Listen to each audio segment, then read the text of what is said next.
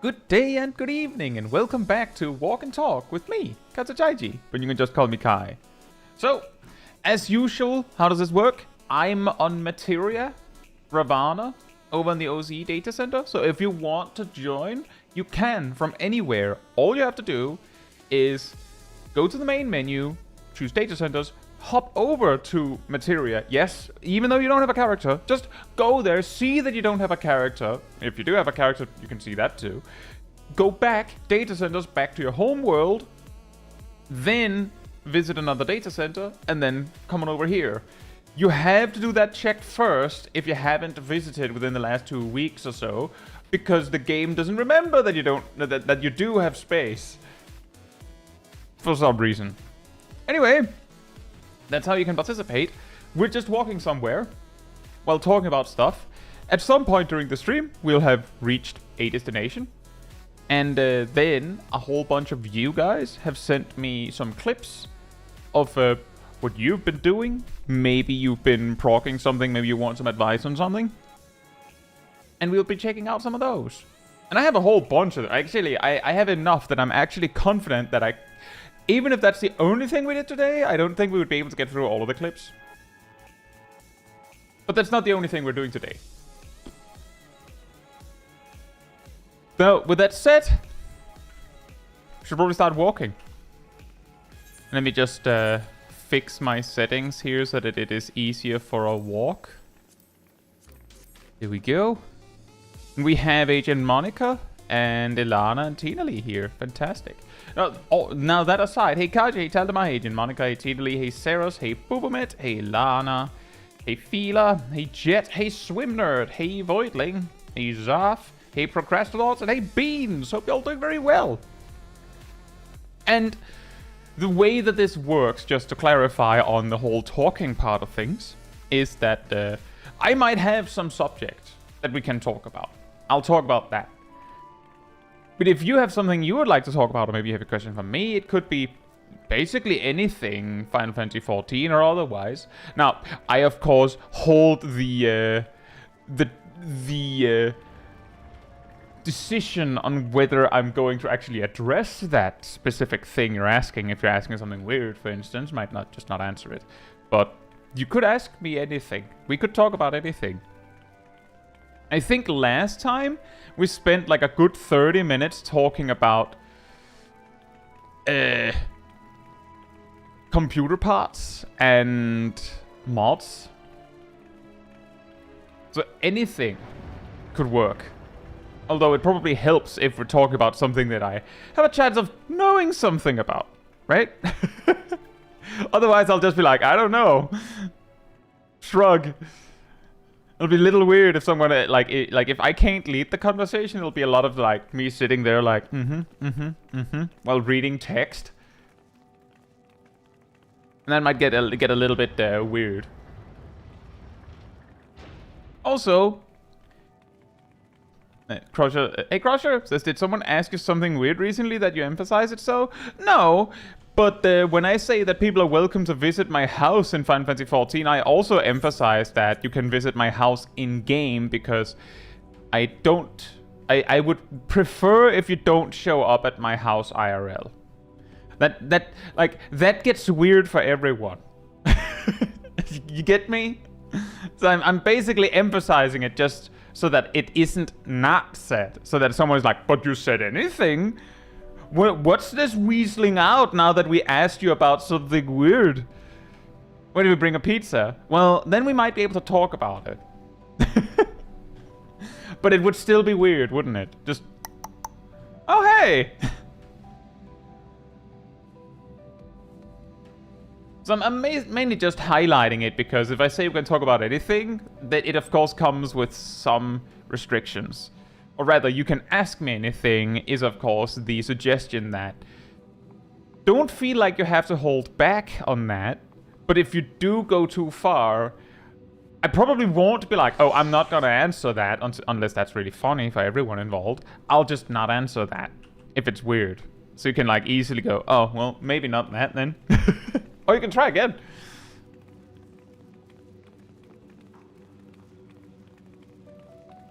And hey, Rust, thank you so much.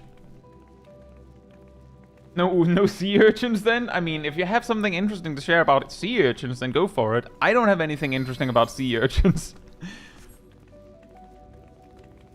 I don't have anything interesting about sea urchins. Also, that does appear to be a 25 streak for Agent Monica. Very nice. Very, very cool. Oops. Now, I believe we have the big NA fan fest tomorrow, or at least it's starting around then, right?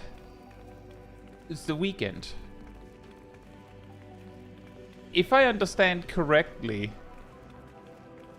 because while we basically like a lot of additions to 14, like, are like clockwork.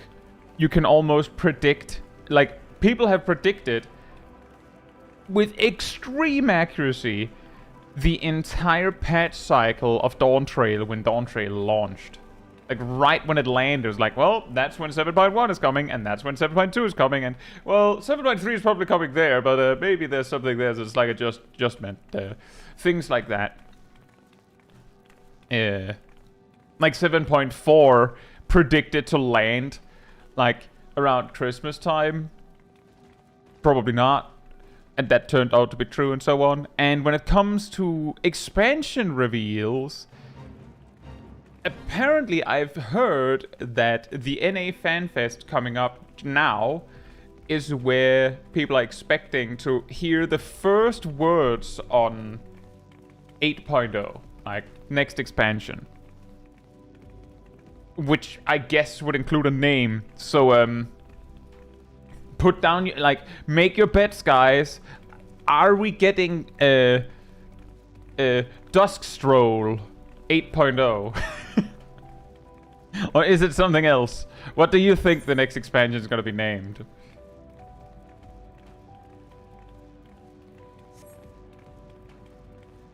I was like, Vasari! Warlords of Draenor! They took the some players have, you know, said here and there, like, 14 should, like, take, like, steal ideas from the competition. Like, what could it hurt? Like, what's the worst that could happen? Smash cut to, I mean, we don't have any good ideas for a new expansion name, so could just take one of those. Say Ham and Sackboy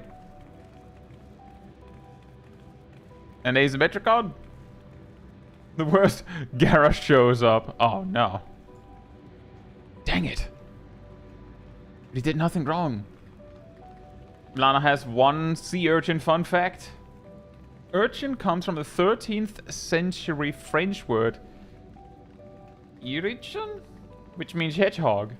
Makes sense when you compare similarities. I guess so?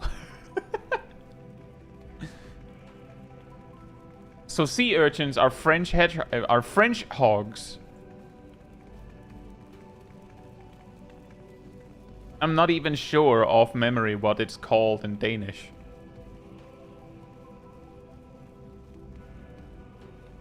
It might actually be something like Havpindsvin or something like that, which would mean sea urchin. Or rather, sea hedgehog. Sorry, it would mean sea hedgehog. Jet says that's correct. Oh well, there you go.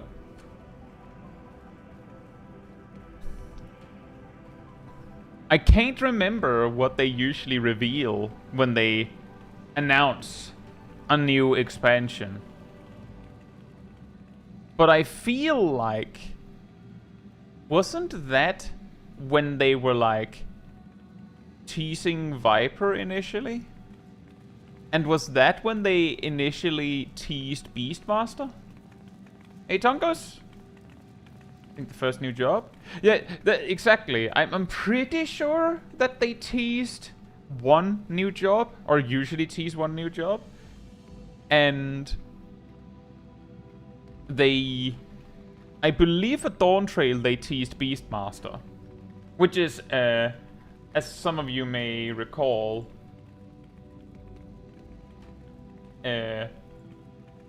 part of the reason why some players are a bit miffed that that a feature that was announced with Dawntrail's announcement is so late that it's like 2 years later.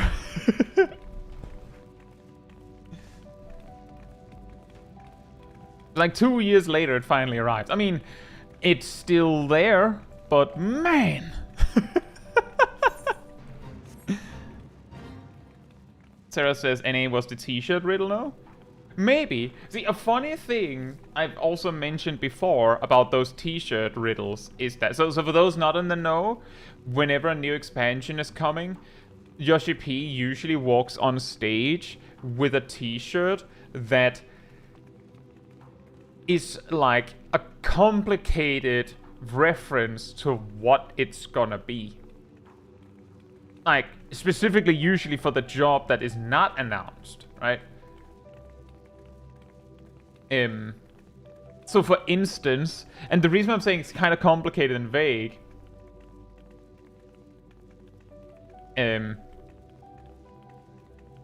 is that Yoshi P walked up on stage with a Teenage Mutant Ninja Turtles t-shirt on for Dawntrail, which of course meant we got Pictomancer. But in retrospect, in hindsight, obviously the Teenage Mutant Ninja Turtles are named after famous artists, and, you know, Pictomancer is art. So therefore, it makes sense. And the reason I'm saying it's kind of complicated and vague is because I feel like nearly every single time he has done this, very few people have guessed correctly to the point where it's like... the average accuracy based on guessing off the t-shirt is so low that randomly guessing might be just as effective. And usually, where it works is in hindsight. Like, when you know the answer is Pictomancer, it's really easy to put together why Teenage Mutant Ninja Turtles.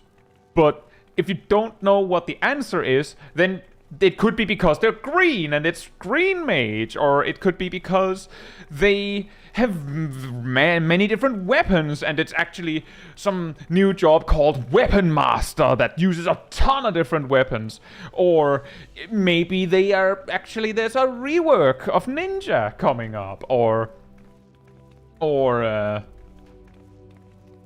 it could be that it's a job whose like aesthetic includes like a mask, and the Teenage Mutant Ninja Turtles have masks on, and so on and so forth.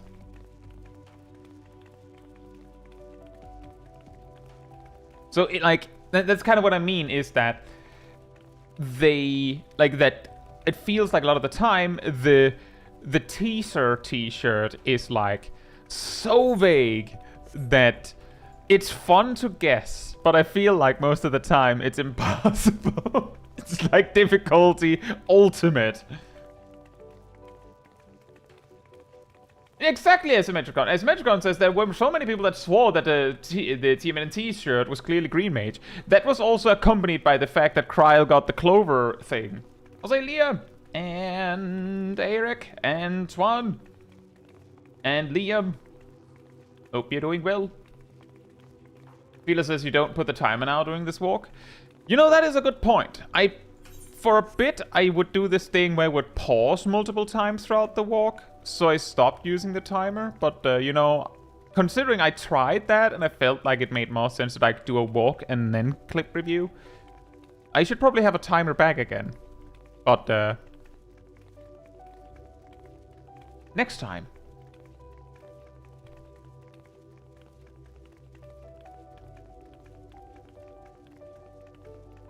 Yeah, a big thing, Leah, is that as is tradition, Blue Mage has, as far as I know, been promised that they would get new additions in Dawntrail, as they do every expansion, just very late. So, like, if they couldn't find the time to do it, it was always a losing proposition because they promised. That's actually the biggest problem with announcing Beastmaster so early in development, that like Beastmaster's slated for like 7.55. Like, imagine hypothetically if they had you know, they announced Beastmaster as they already have, and then at 7.5 on like for like the recent live letter, instead of like showing off Beastmaster, they were like, guys, we have some bad news. We've tried and tried and tried, and we can't come up with anything cool for Beastmaster.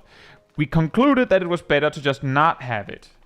We decided it was better to just not add Beastmaster instead. We salvaged the few good things we got, and Blue Mage is getting a few more abilities in this patch instead. And that's it. I think people would be furious because Beastmaster was promised with Dawntrail. But because they already promised it, it would be a bigger problem to like back out of that one. So that's one of the reasons why I often point this out, that I think it's actually really bad that 14 has a tendency to do this thing of announcing a new edition like way too soon, like way too early. Don't do that. Don't do that. You may, like, fun aside on that is if I ever say on a stream like this that there's a video on a topic in the works or in the pipeline or something, I say like the specific topic is coming up, there's an extremely high probability that I have the finished file right here. And I could release it, but, you know, algorithms and stuff, and consistent upload schedules and whatnot. Or I'm so far in the process that it's guaranteed that it is going to be finished. Because I wouldn't want to, like, say, yeah, I'm going to make a video on this thing, and then I just don't. And that's, like, way lower stakes than what 14 is dealing with. And they're just, you know, going, sure, yeah, it's coming, totally.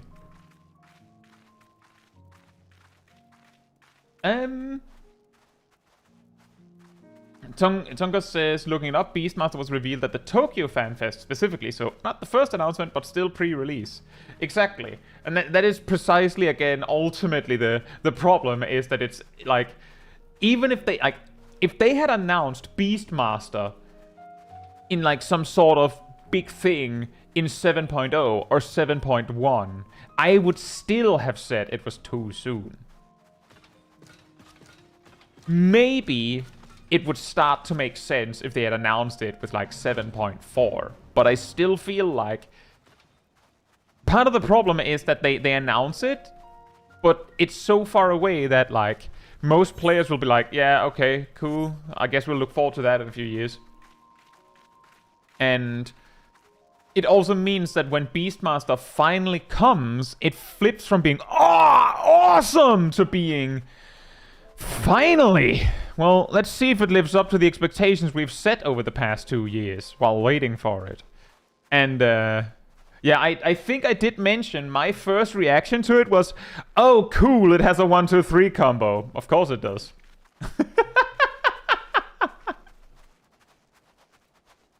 You get what I mean, right? The first action they showed in actual footage was walking up to something and 1-2-3 comboing it. Like, cool. Great. I guess it's a classic melee job. Swan says, I hope Shadowbringers gets added to the free trial. When did Stormblood get added to the free trial? Vad säger vad Hijo? New playable race, the Kojins.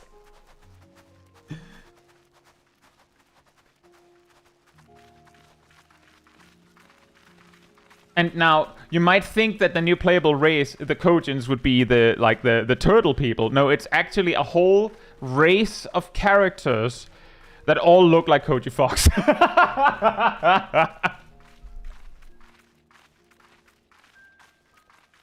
And they all have fox tails because they're called the Kojins, and they need to fit the fox bit in there.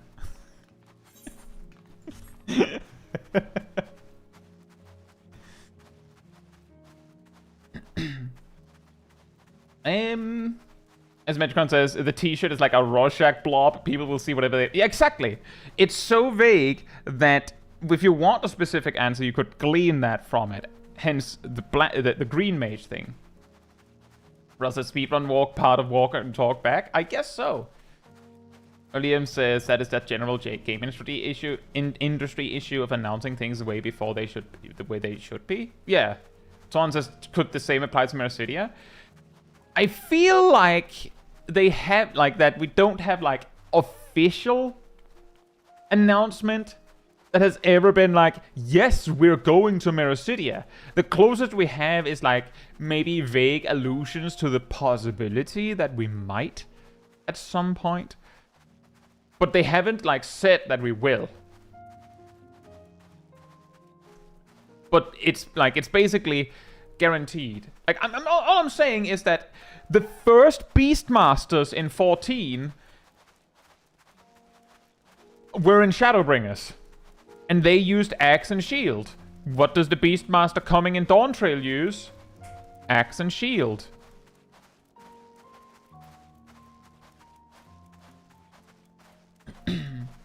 As Metricon says, they already have a good way of announcing with live letters. I don't see why they need to announce things years in advance. Exactly. Imagine, guys, if they had never said a word about Beastmaster, and then now, like some weeks before 7.5, they have this live letter where they're like, oh, by the way, we had this thing cooking. It's a new limited job called Beastmaster.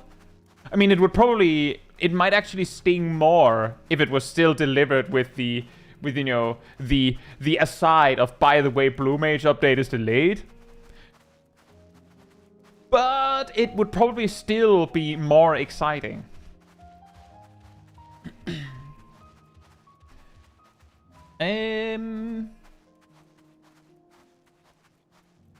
Ilana says October 2023 was when Stormblood was at. That feels like so long. It feels like it's so long ago, but that was in Endwalker, right? That was in Endwalker, right? Yeah. When did the critically acclaimed Heavensward expansion get added to the free trial?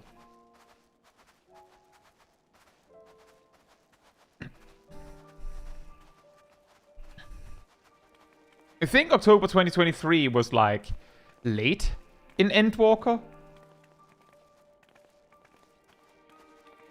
Also that, as Sarah says, if they hadn't announced that Beastmaster would be in Dawntrail, they could have just gone, oh, well, we're running out of time, we promised a Blue Mage update, let's do that. We can do the Beastmaster thing as, like, an extra hype thing next expansion.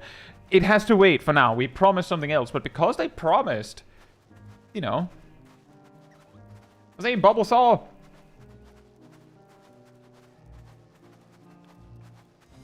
His Magicon says, I believe all we know is 8.0 is not the Mercidia expansion. There we go. Going to be really funny if we're ever far enough into expansions that they just give people up to Endwalkers the free trial. I wouldn't be surprised.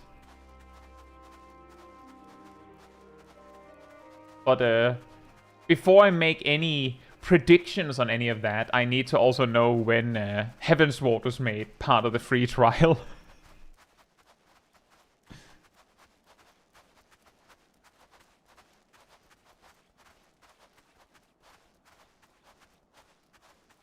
And yeah, exactly, yes, Yuki. I feel like that's already how it feels. That... like, technically, Blue Mage could have been missing something, as a result, like, it could not have gotten their update because of other content getting in the way, but because of the position that Blue Mage is in and the position Beastmaster is in, it gives a very strong feeling of, well, we got so busy with the new limited job that we didn't have time for the old limited job. Lana says seems to be around August, July 2020 for Heavensward. Huh. Was there ever a time where the free trial covered all of A Realm Reborn? Or did it go from level 35 to 60 and then 70? I know back in 4.0, when I got into the game, it was... I don't know why I'm going this way. It's a dead end.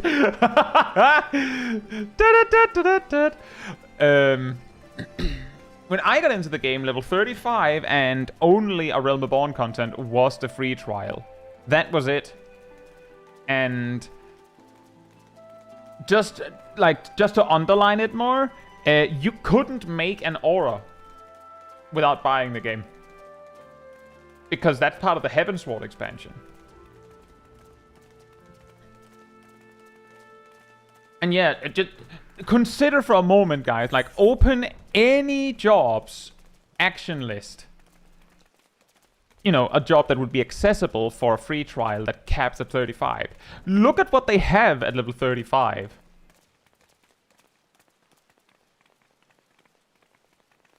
Varian says free trial used to be 14 days only prior to 2017. Yeah, that also sounds about right. But yeah, like, look at the actions that a level 35 job has. The tanks, so between Warrior and Paladin,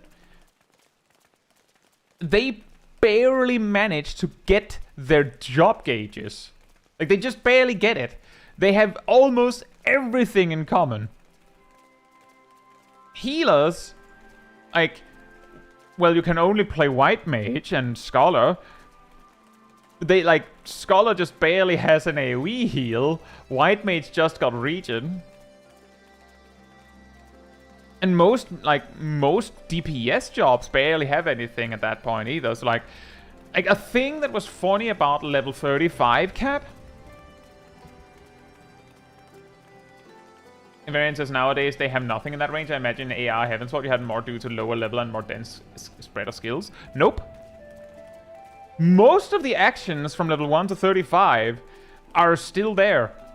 There's like very few exceptions. Like, for instance, the reason why White Mage doesn't learn anything from their level 15 class quest is because Fluid Aura was removed.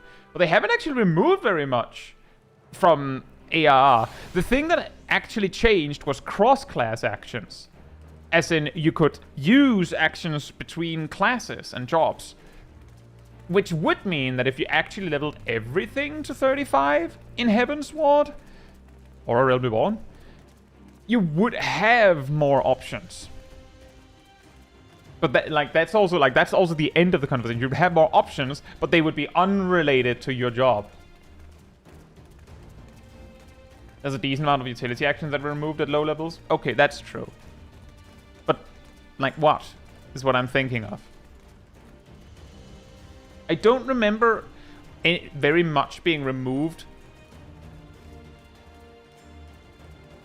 from low levels after Stormblood, is what I'm thinking. But I'm guessing it would be something like the fact most jobs had, like, randomly access to a dot. But I can say for sure that most jobs played pretty close in low levels to what they do nowadays, except on AoE is completely different. As a Metrocon says, I was going to say Apocatastasis, but that's level 40. Yeah, there are some exceptions where it's like the thing that was changed was some rather specific utility action. For instance, Black Mage used to have, like, Mana Ward used to be split between Mana Wall and I think it was called Mana Barrier or something like that. And one of them basically meant that you auto-dodged the next 2 physical attacks against you. And the other one was just Spell Barrier, like Magic Damage Barrier. Incidentally, being able to auto-dodge 2 physical attacks is insanely broken.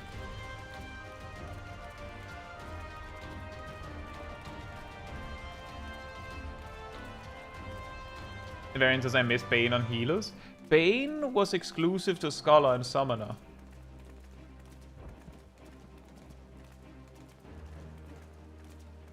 I don't remember if it was an Arcanist action, but I'm pretty sure it was never a cross-class action.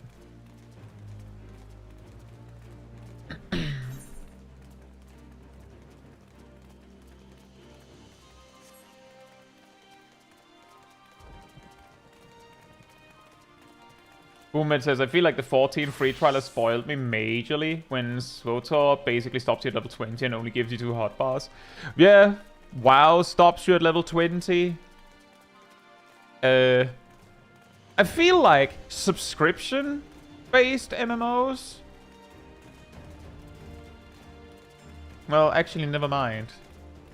I feel like subscription-based MMOs are super rare, first of all. But between them, RuneScape and Final Fantasy XIV basically just clowns on everyone else. And completely.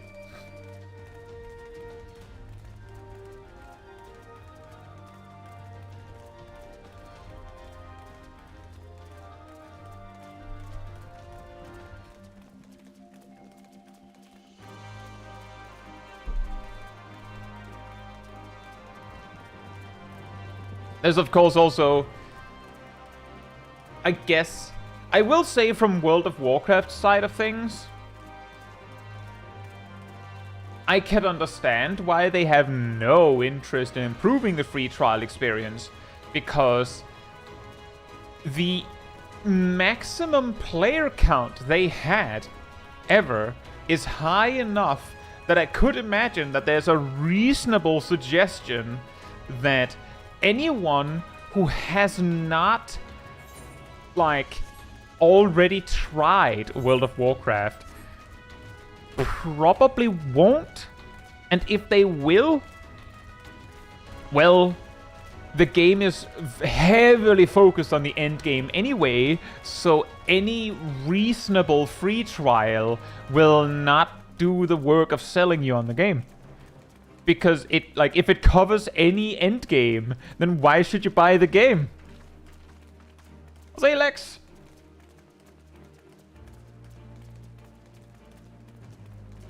Asymmetricon says, in WoW you have a better idea of how classes play at level 20 than you do in 14 at level 60. I don't know about that. I don't think so.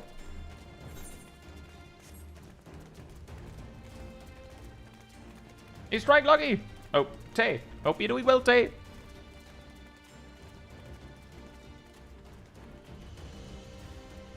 I will say that WoW classes have a tendency to have more of their toolkit a lot earlier than 14. But at level 20, I do feel like you're still likely to be missing, like, very crucial core features.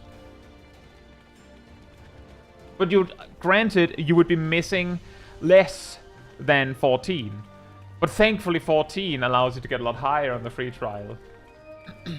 Midnight shifted a bunch of abilities to low level. You know what is Metricon? Let me try something.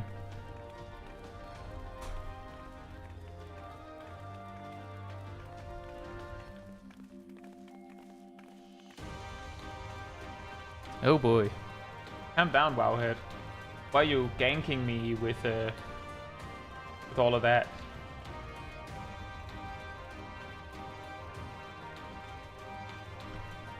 What class should we do? Thoughts?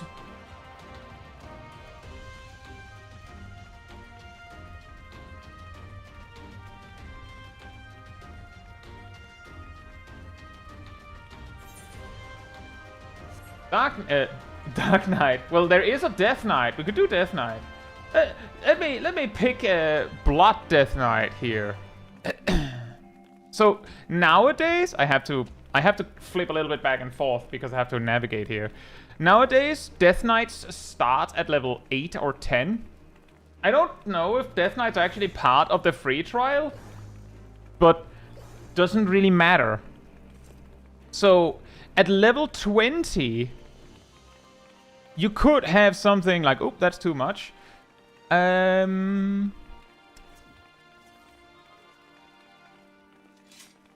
Major defensive cooldown.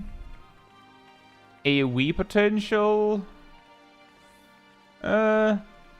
Crucial stamina increase. That's it. That's level 20. I will say this is actually a pretty good core. Like, those are the main... Like, this is the most used cooldown by the class. This is a big cooldown for the class. This is their main spender. Builder of some sort. And a feature of the class. Or of the specialization. So yeah, there is a lot. But there's also, like, this is their main burst cooldown. No, you don't get Berserk. As warrior, nope. No Berserk. Nope, fight or flight, you don't get that. Nope.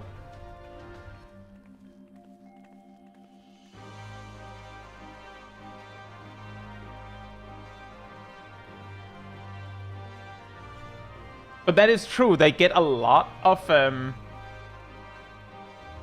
They get a bunch of core things, and then, like, they just, like, build on that. But I do feel like, personally, as someone who has played WoW for many years, that a lot of those things that are added on top are just as crucial as the button itself a lot of the time. Is Metricon anything that isn't Devour Demon Hunter? I have heard that Devour Demon Hunter, I don't know if they fixed that. This is a new specialization that came with Midnight. Devour Demon Hunter is so jank that during leveling, their big spender attack does less damage than just spamming their filler. Hey, Bronto! It gives a little bit Pictomancer at low level with their Living Muse itself not really doing that much.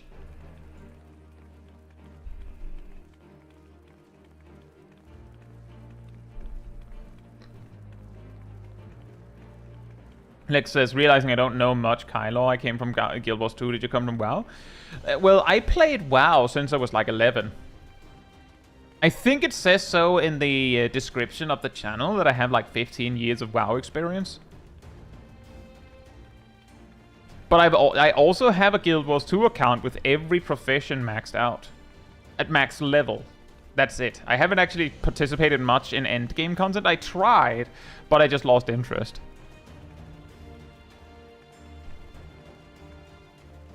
I actually have played a lot of MMOs. I had...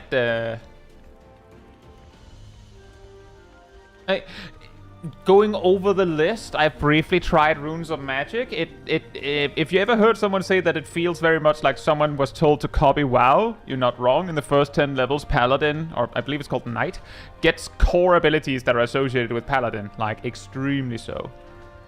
I've tried Cabal Online. I've played MapleStory multiple times.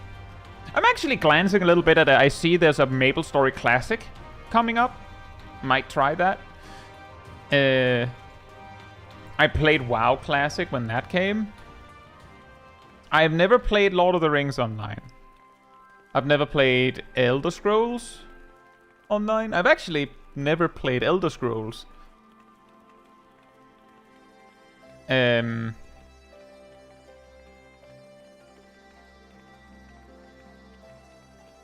played Fliff. I've played Nostale. I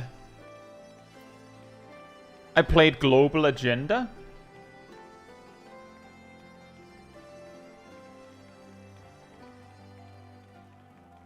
And I'm listing MMOs. I also played Terra. F for them, by the way.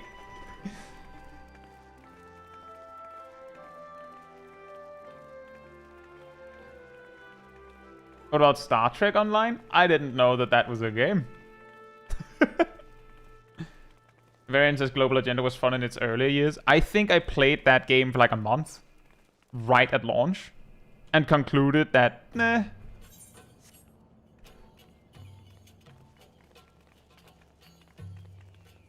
Oh, yeah, I played RuneScape 2. Like OG RuneScape 2. I also played RuneScape 3. But that was like much more recently. I specifically played RuneScape 2, quit, I actually quit due to getting erroneously temporarily suspended. A very short story. I was selling rune essence at a bank. And the first time I saw a character with one of those like helmet icons that indicated that they were like a GM of some sort. Next time I tried to log in, I had gotten a 3-day suspension just perfectly over the weekend because I was trying to sell an account. Then I quit. Not having that. I was a Dr. Insano.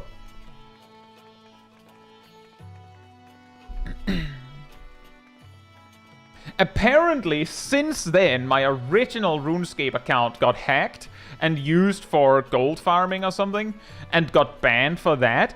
And then I found that out because I knew I got the account back and realized it was banned. Like, oh, well, I didn't want to play it anyway. And then I got like a mail a while later that they had like lifted the ban. I was like, I don't care. I had made a new account, which I played old school RuneScape on for a few months, and then I tried RuneScape 3 as an Iron Man for a bit, like for a couple months, and then that was that. It's fun. But the way I approach RuneScape means that I actually prefer playing it basically as an idle game. Enter Melvor Idle. Actually a decent game. It's on Steam. Hey, Philippe!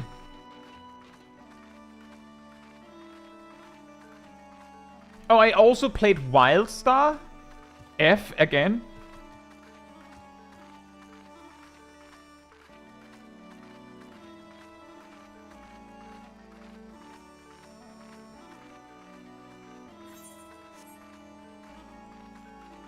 But as you can probably hear, also a lot of the MMOs I actually stuck with a little bit more were MMOs that were distinctly different from WoW. Like, why would you need WoW again when you had WoW? Fellowship not on the list? Fellowship is not an MMORPG.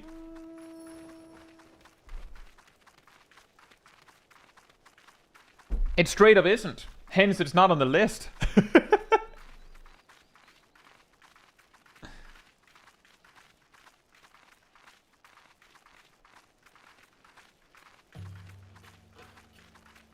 They have like, I would say it's closer to a MOBA, but they have themselves described themselves as a MODA, I believe.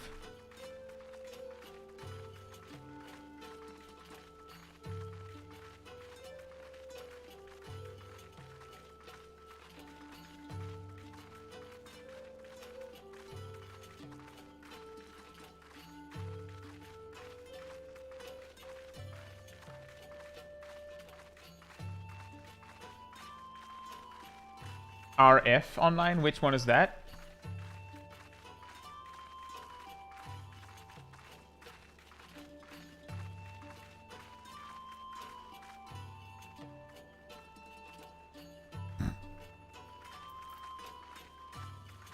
I have not played Eve. There's also a story with that one. Back when I got into WoW originally, the story there is that my brother was good friends with a kid that was like a few years older than him, and that guy wanted to play WoW. Hence, my brother wanted to play WoW. And that friend bought the collector's edition, which came with a free trial card for a friend. So I got that one, so I could try it too. I did. And then I bought the game, because like the free trial was like 7 days or something like that. Might as well just, you know, buy and get over it. It was 7 days with restrictions. And my brother quit, like, after I think like 2 or 3 months. That friend, like, he got all the way to max level. But he very quickly basically forgot that we were also there, right? So like, why were we playing with him in the first place? We were on a PvP server because he wanted to be on a PvP server. Things like that. And he then moved on to play Eve, with one of the big selling points being that if you got good enough at the game, you could pay for the subscription to the game by playing the game, which I believe is still true today for EVE Online. And then I sat there, left behind. And that is actually true for most of the MMOs that I've played over the years. Friend wanted me to play it, we play it, I get more invested than them, they quit, and then I'm there. A small lizard in a big hat.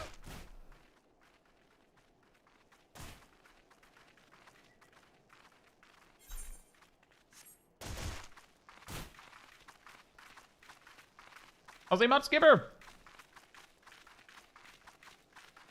Imagine how much more tryhard 14 would be if that was the case. I feel like the tryhardness there would be... Well, let's just say if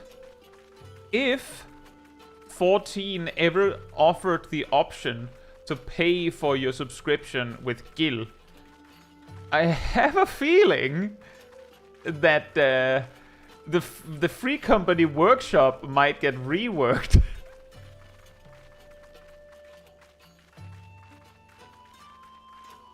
It's just a sneaking suspicion that I have. Presently, 14 has a lot of ways to make a lot of Gil very easily. These would not exist in a world where you could pay for a subscription with Gil.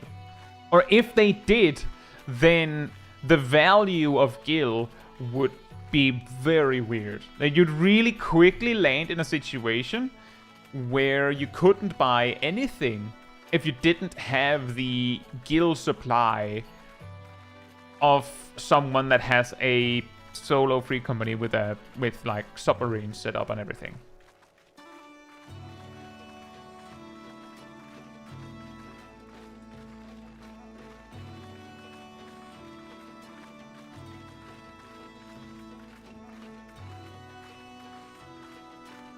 The Yugi says all those Gil selling bots would be a much higher priority if you could pay your sub with Gil. Consider the following, guys. Imagine an MMO similar to Final Fantasy XIV, but there isn't like a super amazing way to passively earn Gil, but you can pay for, like, you can buy tokens to pay for your subscription with in-game money, or alternatively, you can buy these tokens with real money in exchange for Gil. So you could basically, this introduces both being able to buy Gil legally and sell Gil for, you know, subscription. You tweak this image just slightly, just distort it a little bit, boom, World of Warcraft. The game already exists. It's World of Warcraft. Has been for like over a decade.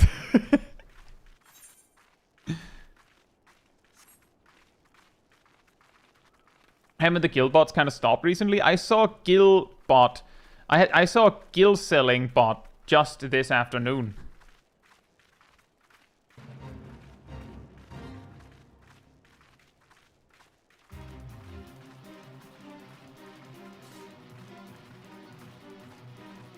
Quantum says, as it stands now, the only way to buy Gil with money is through the dice, which can be sold on the market board.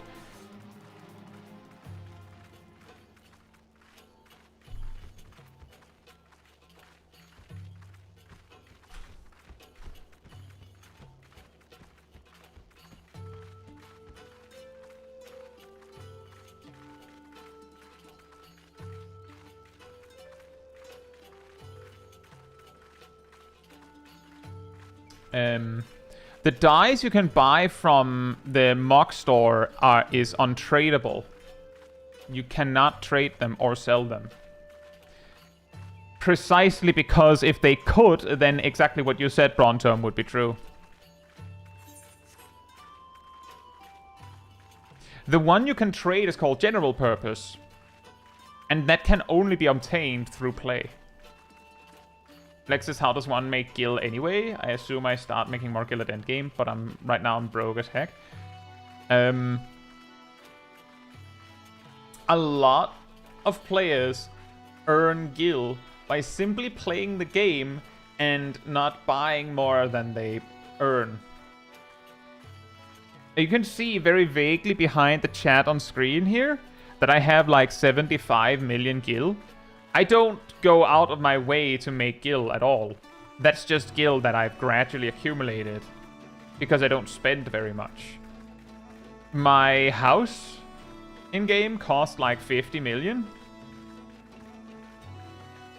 And I just had that. For a period in Endwalker, I did go out of my way to sell a little bit, but it was also just more out of like, I thought it was funny. A large part of the money you might get throughout a day is simply by doing daily roulettes. And by, like, smartly getting rid of your items afterwards.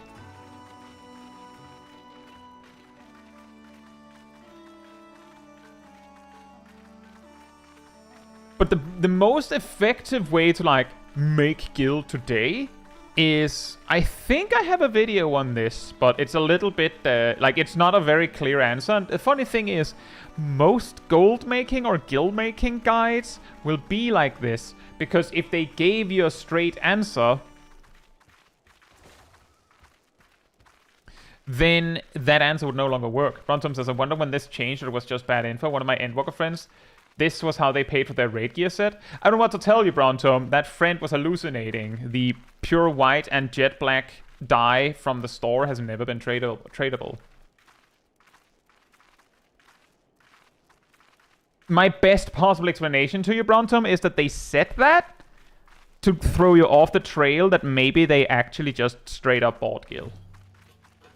But it's possible they're not like that, and it's not really important. But that is a possible answer, like a possible truth.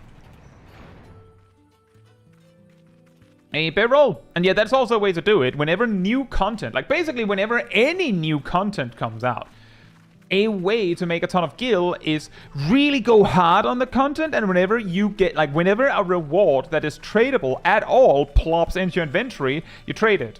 You sell it. The first few days or weeks, such an item might, like, if it's actually a valuable item, it might be millions of gil, like that.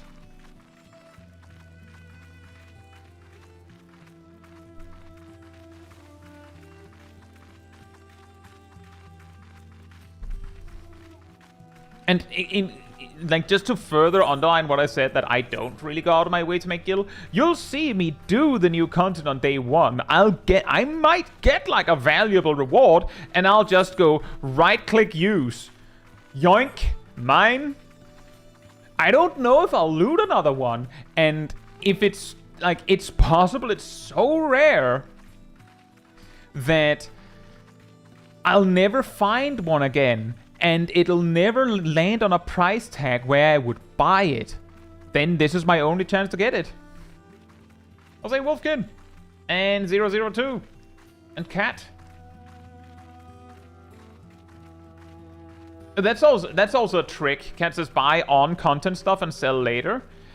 The trick here is the price of an item, like a newly added item, usually starts like super high, again, if it's something people actually want. Then it drops because people are, you know, spamming the content, because it is the new content after all. And then like it drops and drops and drops and drops. And then at some point, people stop doing the content. Like new content came out, they're doing that. Or a new stage to that comes out. And incidentally, that content does not drop this item. So this item is now in this limbo stage where no one's really doing the content that drops it. And if you just have a bunch of them, the price will gradually increase. Like, for instance, there's a hairstyle, I mentioned this before, there's a hairstyle that originally dropped in Delubrum Reginae by random chance, that then was added as an easily purchasable item in Zadnor. Originally, that hairstyle was like 10 million gil. And it took a long time before it started dropping. And it hit like 7 million, I think. Then Zadnor came out. And then it just went, and like dropped to like 100k. Now, I haven't checked in a while, but last time I checked, I believe this hairstyle is like 1 million gil, which is a lot, considering how easy it is to get, but it's also kind of tedious to get. And most people don't want to buy it, so for a lot of players, it's not worth the hassle to go and get the materials to sell it. Because what's the chance someone will actually buy it?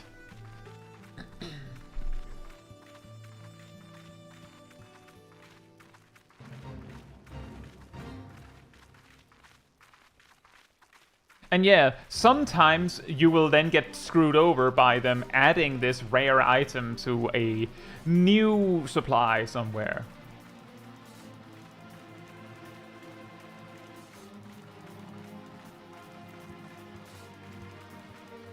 Hey, Bing Bong! Burn up!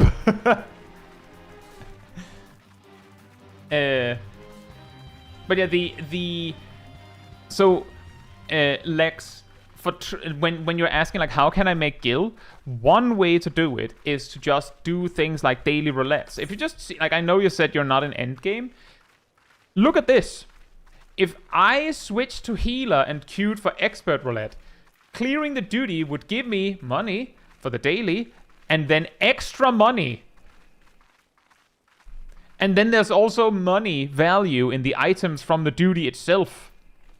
This gives money too. This gives money. There's money here. And here. And here. And here, technically. And here. And here. And even here. Not here.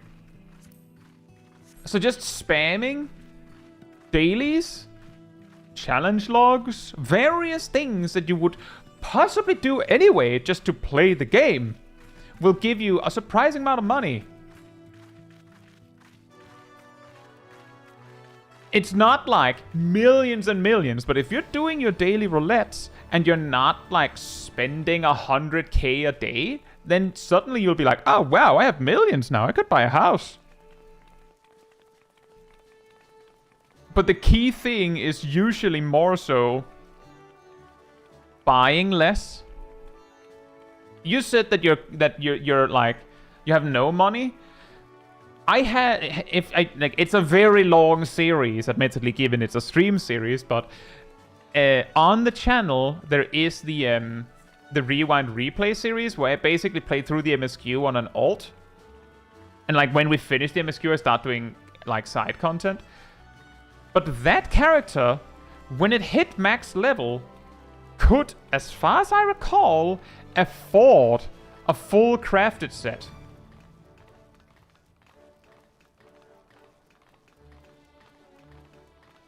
But that character basically never bought anything.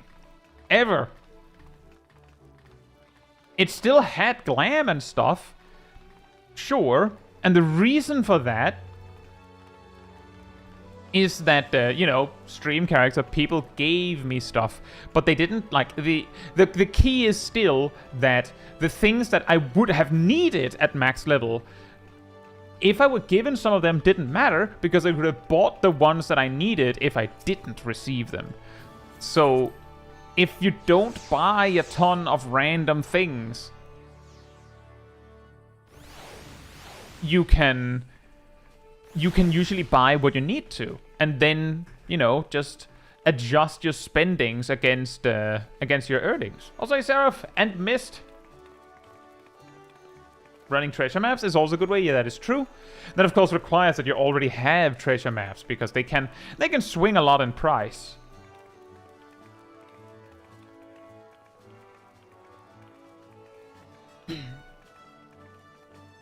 Bearwell says banking materia and selling when Savage drops is always a good strategy. That one can be risky. My advice here is bank materia. Don't buy extra. In Endwalker, this concept of stocking materia to sell on Savage drop led to so many people investing in it that when Savage actually dropped, like I can't remember which tier exactly, I think it was the third one, the materia that was supposed to, you know, skyrocket in price were in such immense oversupply that it didn't raise in price at all. Like, not really.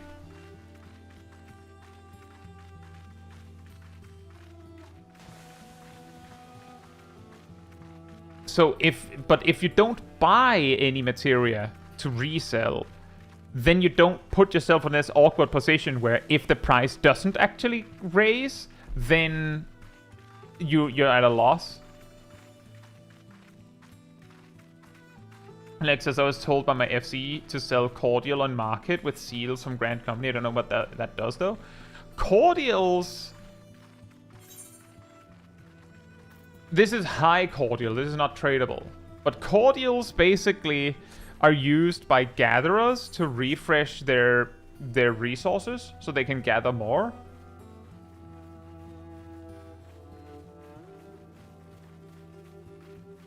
But I'm here thinking, why would I buy cordials from the market board? If cordials were basically free on the market board, I might.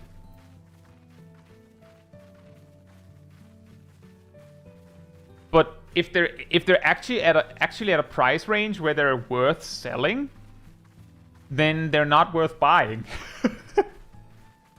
Hey, Hansa! Running out of users for Grand Company seals is also a tough ask. If I recall correctly, a way to make like some stable money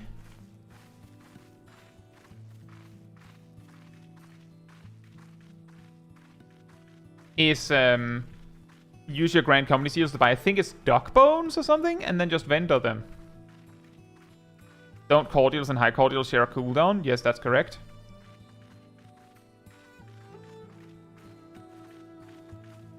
There's also the Coke item, yes. Gacha box material or something? At the very bottom of the Grand Company menu, Lex, there are like boxes that can contain that contain random minions and mounts. I don't recommend that one. That's a terrible way to make money.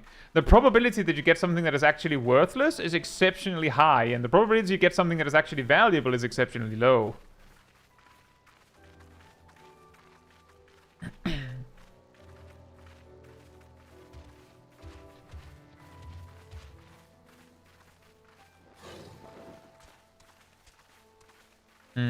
Christopher says speed run some collectibles, maybe. See, the reason why I'm like selling cordials seems like a terrible idea is because players with money to buy cordials off the market board for something like that also almost certainly have the Grand Company seals to just buy the cordials there, or they have some way to get high cordials, or someone suggested you could just craft them yourself, and the high quality cordials are better than the Grand Company cordials. So obviously it seems like cordials are about 500 to 700 gil on Midgard's armor.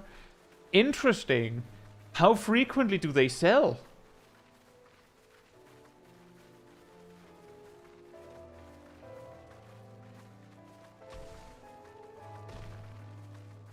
There's a page full of sales today. I clearly don't know anything about about markets. I always forget that that some people are far too lazy for their own good. If they're at that price point, then that's an idea, Lex.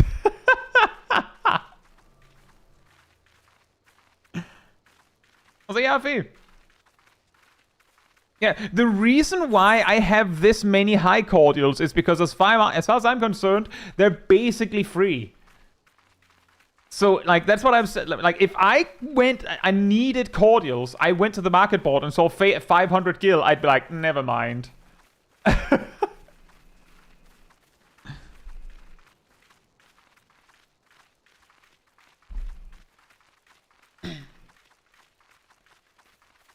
And I feel like I had considered the possibility of laziness.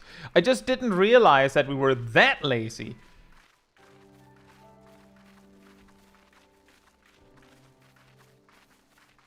Tay says housing item flipping is good.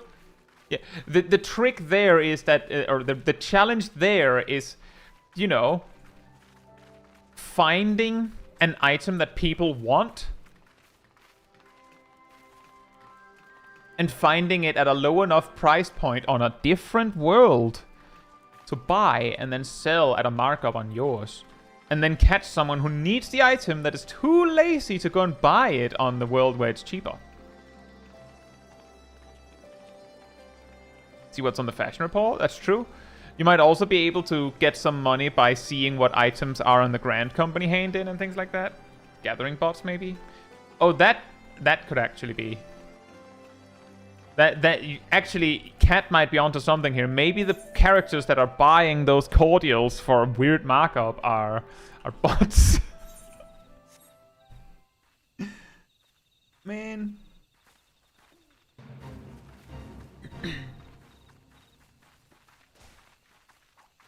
Another thing, another option, Lex, is find... Like, housing items are usually good because you don't need a high-level character to make housing items, usually. Because housing items don't care if they're high quality or not, so you just need to beat the progress bar. Which means they're also often very easily mass-produced. So if you find an item that sells for a good price, you know, it has to be more valuable than its materials by a significant margin. And you can make it and then sell it. Alternatively, if you just see an item that is... like, you could also find an item, like a piece of furniture, that is very valuable, that you can't make, but the crafting materials are also valuable. You could just, if you can collect those, you could sell them.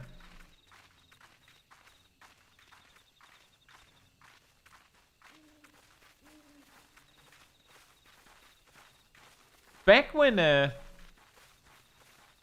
back in like early Endwalker, I think, when we were like furnishing our free company house at the time. When we need a specific piece of furniture that wasn't on the market board for whatever reason, or the item was expensive enough that I refused to buy it, I would go and grab enough materials to make like 5 of them. And then we'd use however many we would need, and then I would sell the rest and usually make bank as a result. But that was, again, like, I'm doing it anyway. I'll just, like, double up and sell the extras. That's also a way you could do it. If you need to make an item, just grab enough for 2 and sell the extra.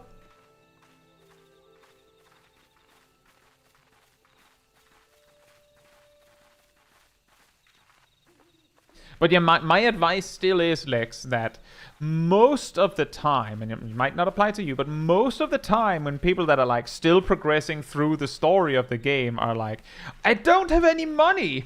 Most of the time, the answer lies in, oh, but your character looks pretty cool though. That's a lot of glam you bought there. How much dye have you bought? How expensive was that dye? Like, essentially, how many things have you bought that arguably you didn't need? Does an MSQ itself give some a good gil too? I don't know if it gives good gil, but as I said, in Endwalker, I played through the entire MSQ on an alt. And I basically only did the MSQ and job quests. And only did each duty once. I didn't do dailies or anything. Just MSQ. And when I arrived at max level, I had enough money to buy a full crafted set. Yes, I did. Like, there was a point here and there where I like emptied my inventory in an efficient manner to make as much money from it as I could. But I didn't buy anything for the most part. That was the reason why I had the money to buy a crafted set. So if you are having money troubles, it's usually because you're spending a lot more than you're earning. In this specific case. Wolfkin says, I kept catching my ex at the market board looking at clothes all the time, and she always complains she doesn't have money. Yep. In like mid Shadowbringers or so, I think.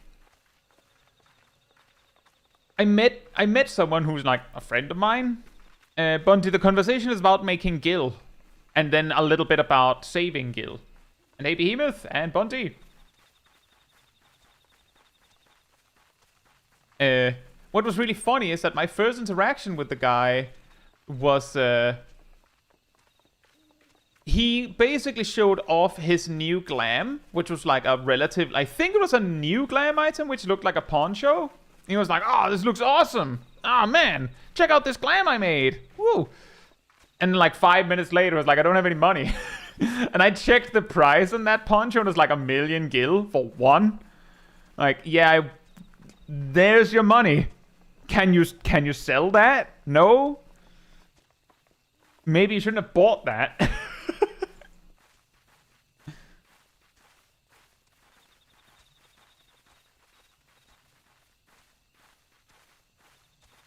I'll say Cryodes and Jonathan.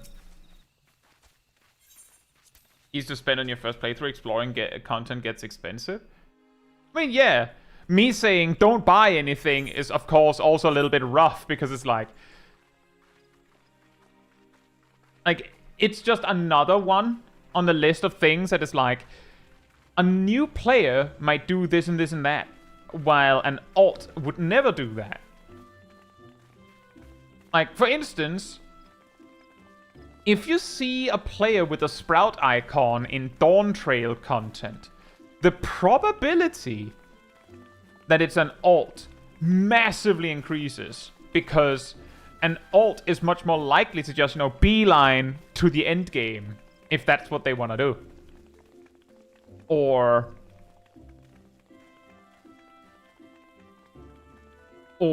they bought a skip. There's also a possibility.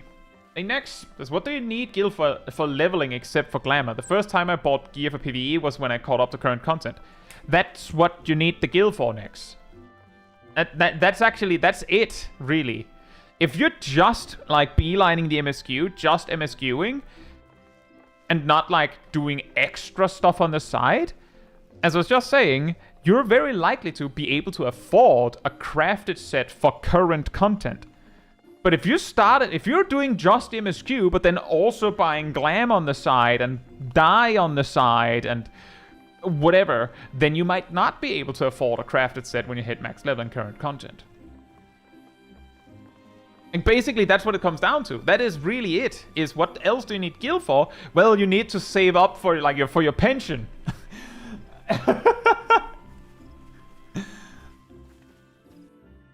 When your character grows old and wise, they need to buy equipment.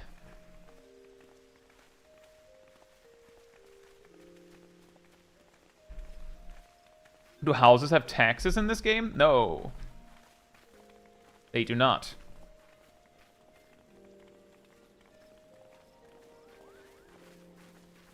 Houses in 14 cost a fixed amount of gil to buy.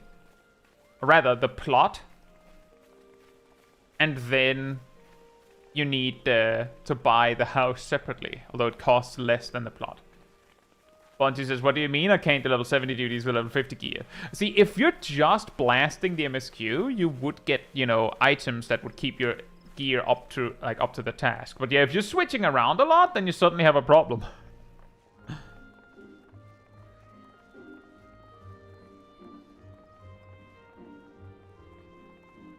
Yeah, as some mentioned, the only tax houses have is that if you don't visit your house and actually enter your house roughly once a month, you will eventually lose the house. With the logic being that there's actually a limited amount of housing plots in the game, so if you're not using it anyway, then get out of here.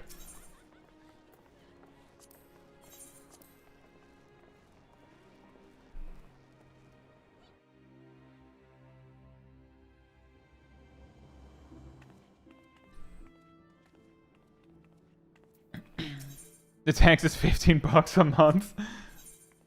In a way. I think I might have chosen the wrong one here. Yep, this is wrong. Oops.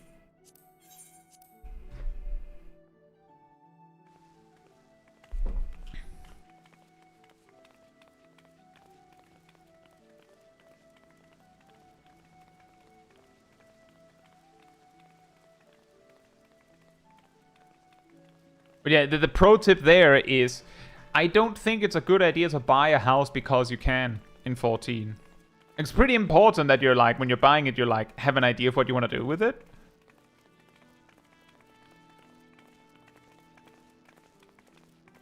What's the difference of buying my own housing? A house versus buying a room in my free company house? I don't think I can furnish a room on my own, let alone a house.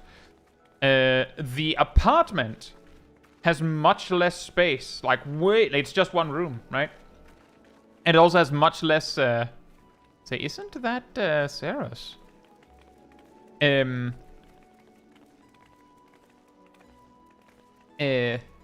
also has a lot less slots for furniture. As in, you can put less things there. Granted, there's less space, so you're probably not gonna miss it. But that's the thing. I believe the apartment lasts as long as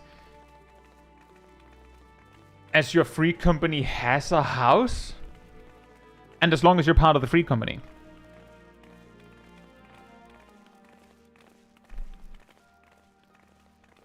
Even a small house has more space and more furniture slots than an apartment. And the small house also has a garden where you can where you can put all the furniture. There's some furniture that can only be put outside, for instance.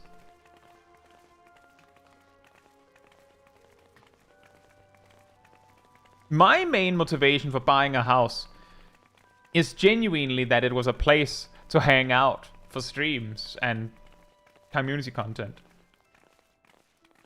So if I wasn't running like a YouTube channel, I think I would have been fine with the small house I had.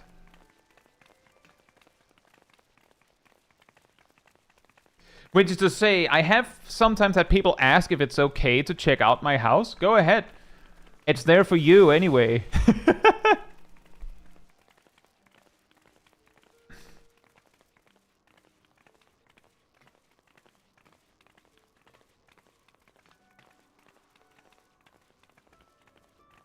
There's also been... I should do that again. There was a long period where if I was in-game and just like AFK, I would usually sit somewhere in Limsa Lomensa so that people could find me. Nowadays I just like usually AFK at my house. I should go back to AFKing in Limsa. It makes no difference to me.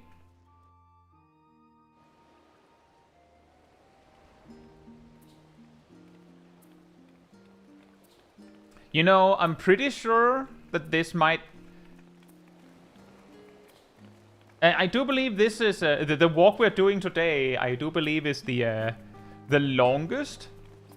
Or second longest. All the money spending! Bunty, so they only use my apartment to store all the furniture the MSQ gave me? Like that Yugiri Gosetsu poster? Yeah. That would be cool. Imagine if your house had filled up every single furniture slot it has in addition to its storage. That would be weird, wouldn't it?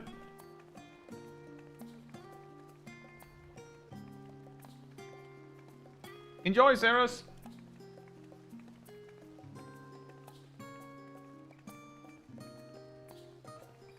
Tastes. I think it's good to start with an apartment to see if you even like playing with the housing system. That is actually that is a good tip. The reason why I said you should consider whether you like what you're gonna do with a house before buying it is more so because, like, for a lot of people, in my experience, it's not even about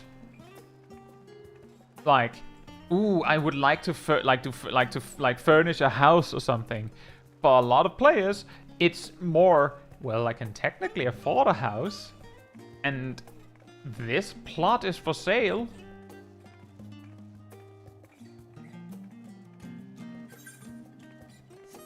And then they're stuck with a house that they don't want.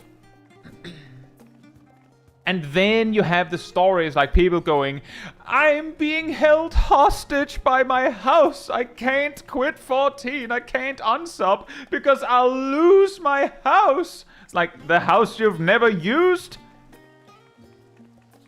You know me.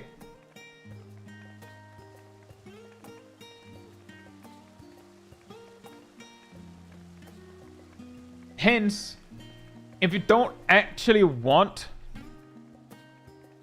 a house, or you don't have anything to use it for, then don't buy one. It's a waste. It's a waste. Lex says, actually, that's another question I had. If I randomly travel to your data center, do you just AFK after stream and can I randomly find you? Sometimes. If I'm like, my process is usually if I'm writing a manuscript for a video, I'm very likely in game because it's a lot easier to check something. Hi Ardell, hope you're doing well. Thank you. Yeah, that's the location of my house. It's a lot easier to check what something is by just like opening the action list and like reading it. And sometimes I'm like, well, what is it at level 50? I can just go boom, boom, boom, into a duty and check what the tooltip says instead of relying on a wiki or something that might not be entirely like, and might not always have the information. And if I'm like unsure how something specific works, I can just test it right then and there as I stand. Which is also why I usually am AFK near my house, because then I can just... Like, there's a striking dummy right there. Just smack that.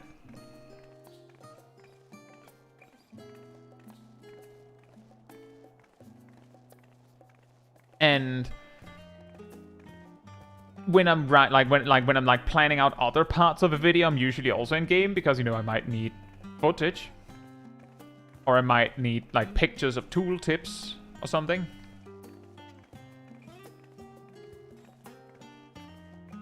But if I'm not doing any of those things, if I'm AFK in-game, it's probably because I'm expecting to do something in-game shortly. But yes, there's a very real possibility you could find me. If you are on Louis Soir, you can always also just try use search and see if my name pops up. If my name pops up, I'm in game.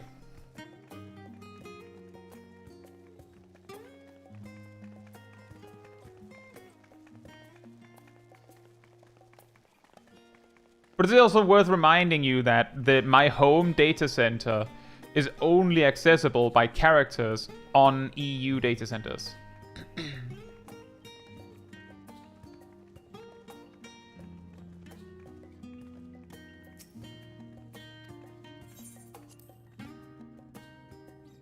A house would let me live my fantasy of being an actual astrologer and read tarot IRL, but again, I'm not sure I can fill a room, let alone a house.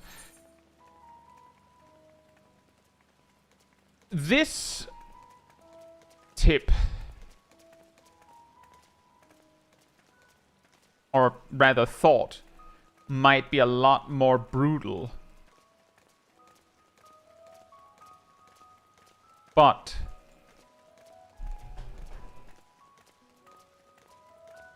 let's say you bought a house. Right? Let's say you did buy a house. You furnished it to look like what your fantasy suggests that you would have as an actual astrologian. Who's gonna visit?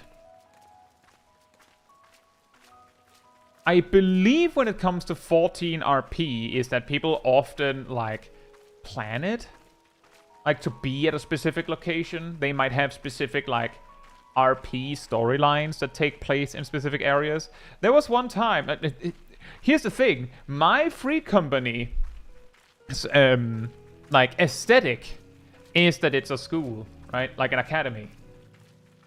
So the house itself has like a classroom and things like that. My house also has that. Unrelated. But because of this overlap, there were some RPers that randomly ran into me And basically, they had like a whole like university RP situation with like, I think 50 plus players.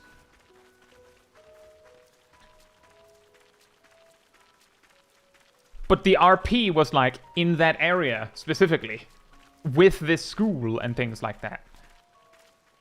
And they were all part of it. Which means that the context in which your house would take place in an RP would often be, you know, essentially inviting people to RP out a session at your house, I guess. If you don't see yourself doing that, then while your house would be there, it would mainly only be for your satisfaction. Is there anything wrong with that? No. You could absolutely 100% like buy that house, make that house, furniture, all like furniture and everything, just to be like, perfect. And then just sit down alone and just admire your creation. You could 100% do that. I'm just saying, I feel like some players, you know, buy a house, have an idea of like, oh, this is going to be awesome. I'm going to show off this house to all these people that are going to see it. And it's like, no one's just going to randomly visit your house. They just aren't. Like, every once in a while. Every once in a while. I will see like one person just go through an entire ward, check every house. Briefly. Just look around. Done. Next.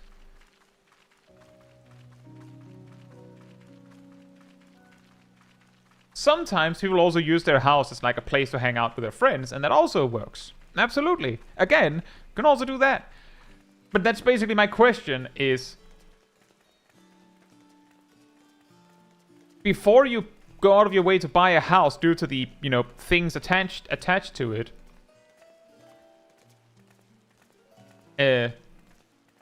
consider what you want to do with it, and consider the possibility that that's actually going to happen. I'll say Shaq. And low IQ. And Uber Penguin.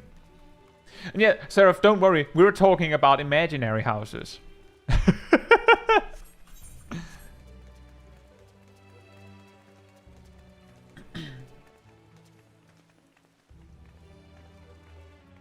Next is this tangent makes me wonder how those popular 14 maid cafes happened.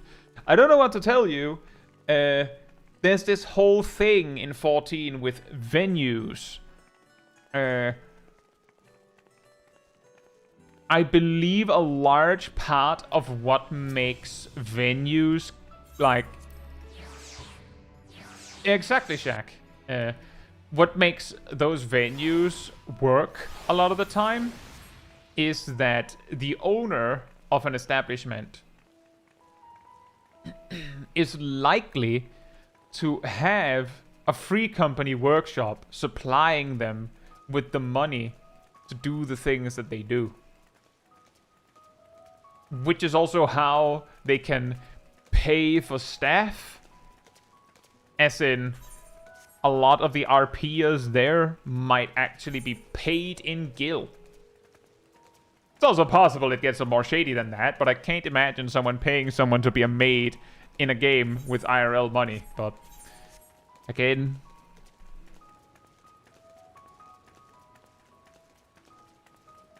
and then they might also use that money to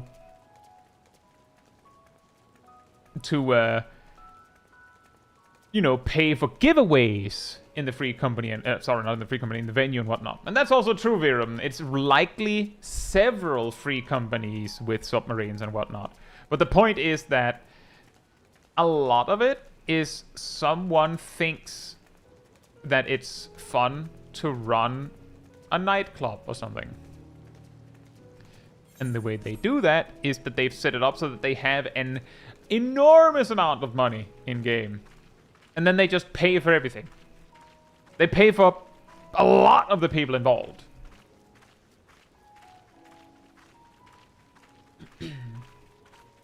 So I can get paid in guild to read tarot in game if I find the right clientele? Yes. You could. And one way you can go about finding that is, I'm not even joking, the other day I was just hanging out in the Gold Saucer and I saw multiple advertisements of a venue looking for applicants. They were hiring, as they said. They were hiring maids and like bartenders and dancers, and like sitting there like, what is this game? Welcome to Final Fantasy XIV. It's wild out there.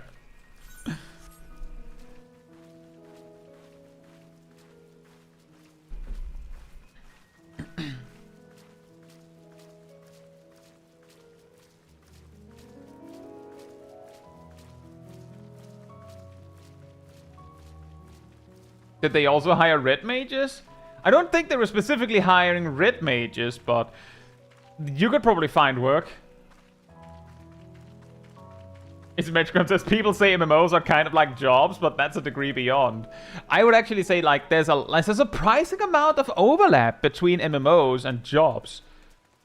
One of the funniest examples to me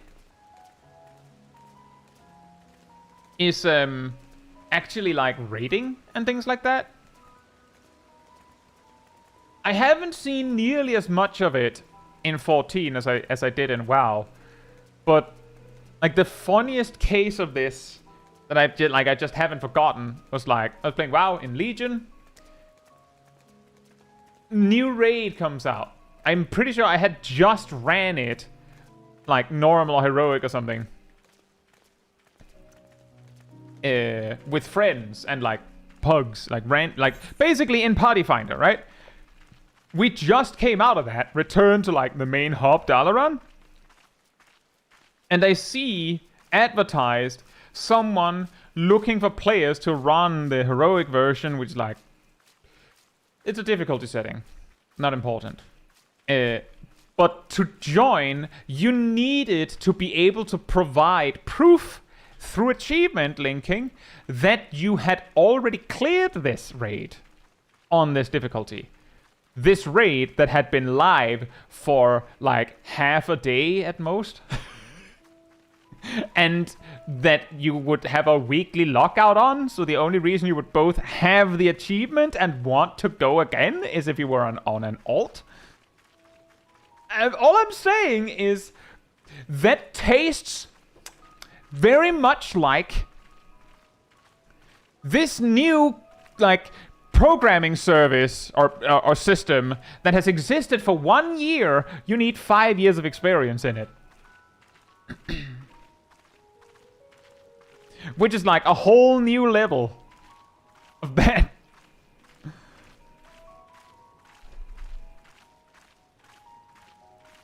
Isn't it Mokai's job?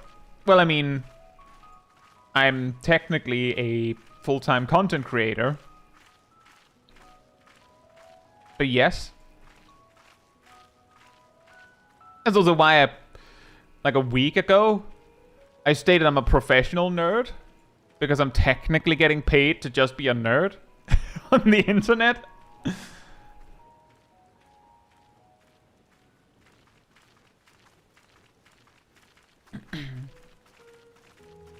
Exactly, Ruliard. Entry-level job, 10 years of experience required.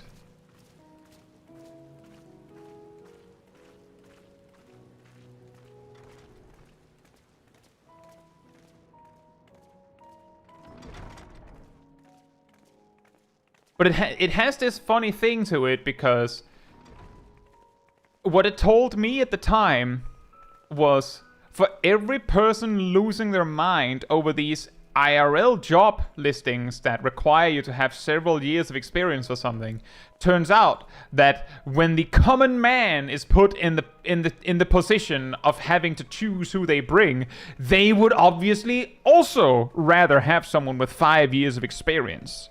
If they were offered, would you like someone that has never tried this before or someone with experience? Why would you want to pick up, like, why would you want to train the new guy? Someone else can do that.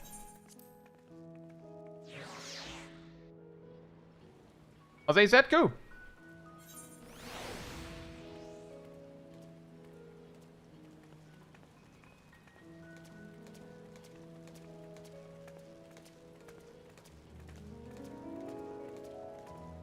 But yeah, applications to raid teams, whether statics in 14 or a raid team in WoW or whatever you want to call it, can often feel like a job application. And the experience needed may also feel like a job application. And the process of being eliminated for such a position or being chosen may also feel like a job application. Like, again, because in 14... Party Finder is, someone lists themselves and you just join. Like, you just click join. If you fill the requirements, you just join. Boom, done. But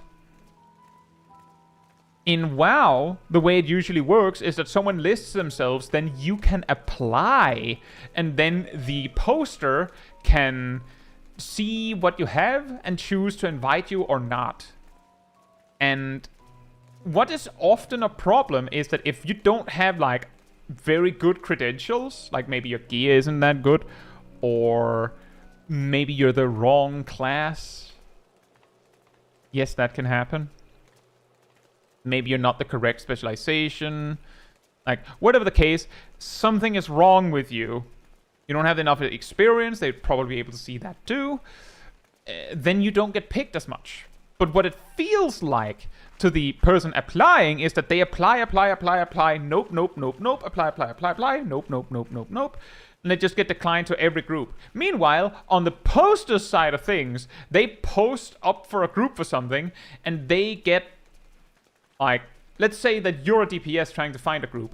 You post up, and 19 other people do too. And 7 of them are better than you. So you don't get picked, because they only need 3. Boom. That is, to some degree, also how the job market works. But a lot of the time, they only need 1 person.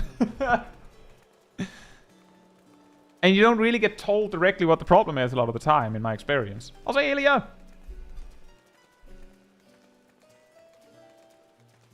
Like, funny story on that. I kind of fell backwards into doing this full-time because it took me so long to get through to a job. like that this started to work well enough. And I was like, we could just do this. We could just all have fun and I do this instead.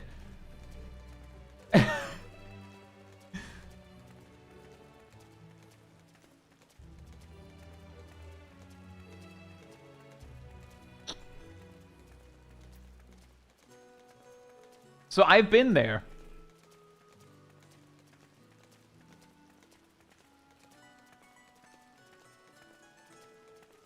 Yashuki says, oh, they need 3 people, but are only willing to pay for 1 person to do the work of 3 people. Oh boy. Ah, yes, that's a classic.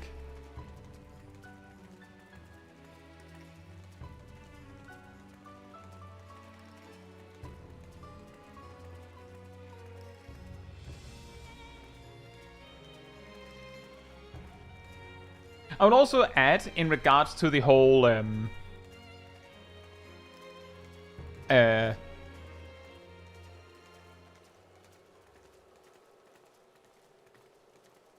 like, applying to a raid team can feel like a job application. I feel like the more, like, extreme such an application is, the higher possibility it is that they actually have some good people. They weed out a lot of people that aren't really dedicated by requiring you to go a little further.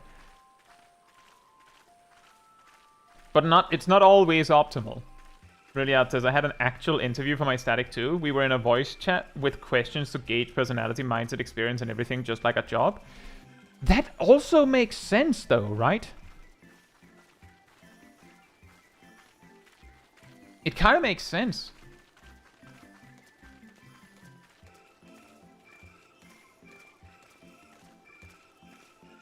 Because if you want to make sure that you have a a static that sticks together and is like aligned long term. You need to make sure when you add a new player to the team that they're, you know, that they work well with what you already have, and that they know what they're signing up to. They know what they're going into. They don't sit there getting surprised that by the way, Steve over there, he always makes fart jokes, and then you're like, I can't handle that.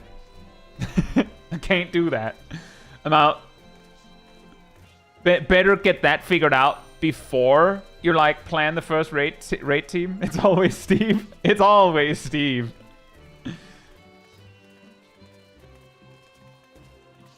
Hamza, sometimes the extreme requirements for job applications are also so the company can say it's hiring, but in reality does not want to hire. Actively hiring just looks nice for a company. That's also a possibility, yes. Naomi says, I'm glad getting into my raid team wasn't as much of a hassle. I think there's something to be said that my raid team... let's see... Just going over the team, because as you know, I have a static. Shock. The team probably wouldn't be there if Sip wasn't there. Because I didn't actually want to Savage Raid. But Sip really wanted to Savage Raid. So, Savage Raid we did. And considering that Civ and I brought Aradil for everything, Aradil's coming too. So those are basically like auto includes.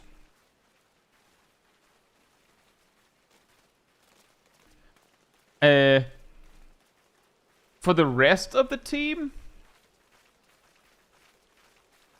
I believe that it went something like... I think it was for Shaq and Ham and Cat 2. I'm pretty sure that they got invited because they had participated in like the early Savage progs or something like that. Or had participated in some extreme content of some sort. So I had seen them like on the field. And they seemed like that could work. And Naomi? I specifically remember with Naomi that it took a little bit longer for me to invite Naomi because it was a similar reasoning, but I knew Naomi was a ranged physical main. But Aradil was an auto-include that was also a ranged physical main. So it basically came with Naomi, would you like to join? By the way, you have to change what you're playing if you say yes. And then once we had that locked in, like those players, I believe... So I specifically posted up in the looking for group room on the community Discord server, looking for a melee DPS. But I had actually already kind of planned that I actually wanted Milo to apply for it. But I didn't ask Milo directly. For some reason. I believe the reason I didn't ask Milo was because I'm pretty sure I believed that at the time he didn't actually have a schedule that could fit. But right when the application came in, also that Milo basically reached endgame like very shortly before.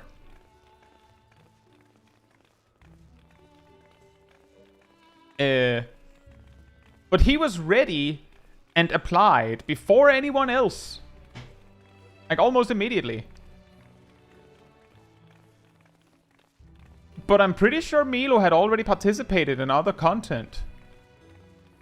I'm pretty sure Milo had... Yeah, Milo had been in things like Extreme Countdown as well. And I believe Ham and Cat had been too. So I knew that they knew how to play. So instead of needing to go through a whole like interview process or anything, I just grabbed people that I had seen enough of. And again, also Naomi, I'm pretty sure. I'd seen enough of everyone to be like, oh, that works. Yep, that player could work. That functions. If we can all meet on like meet in the middle on this particular schedule, then we can play.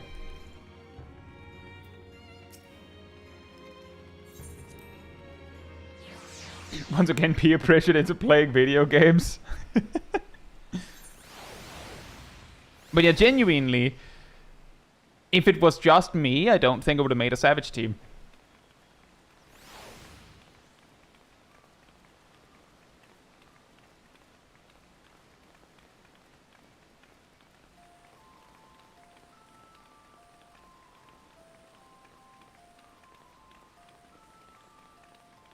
Ham says the reality behind Extreme Countdown is that those were tryouts. That's also the real reason why there has been no Extreme Countdown in so long.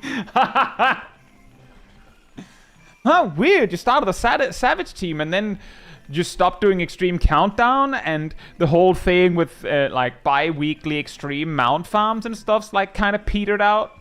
What happened with that? Ah, those were all test phases.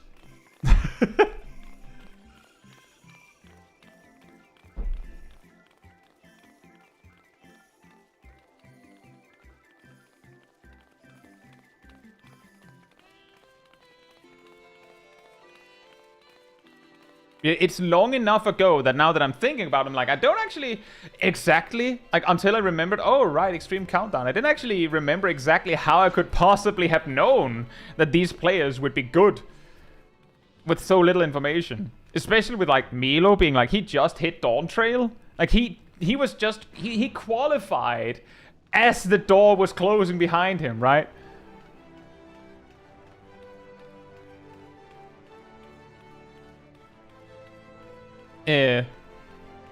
But that all, like, it all makes sense when I'm like, wait a minute, Milo was on the Shiva Extreme Mount farm. And I'm pretty sure Ham was on the Ramu Mount farm. Oh, sorry, Shiva Extreme Countdown, and Ham on the Ramu Extreme Countdown. And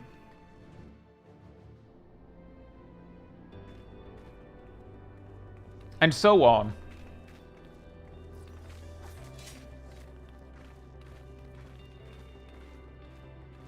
So what do you think, guys? Long walk, right?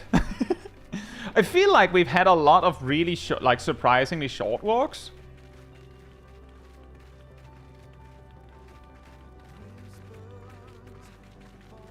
But considering I had randomly positioned myself,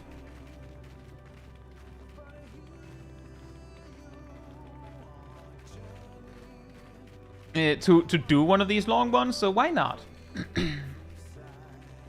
Riley says, y'all, the mount farms between patches are scary. Had a samurai who refused to be in Light Party 2 for Sveen. No idea why. So, like, the samurai insisted that he had to be M1?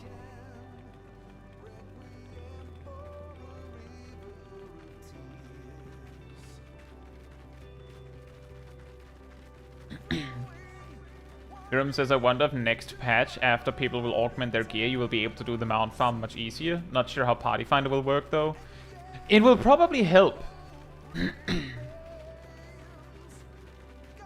Because he does more than the Dragoon? What difference does that make? Does M1 have better uptime potential?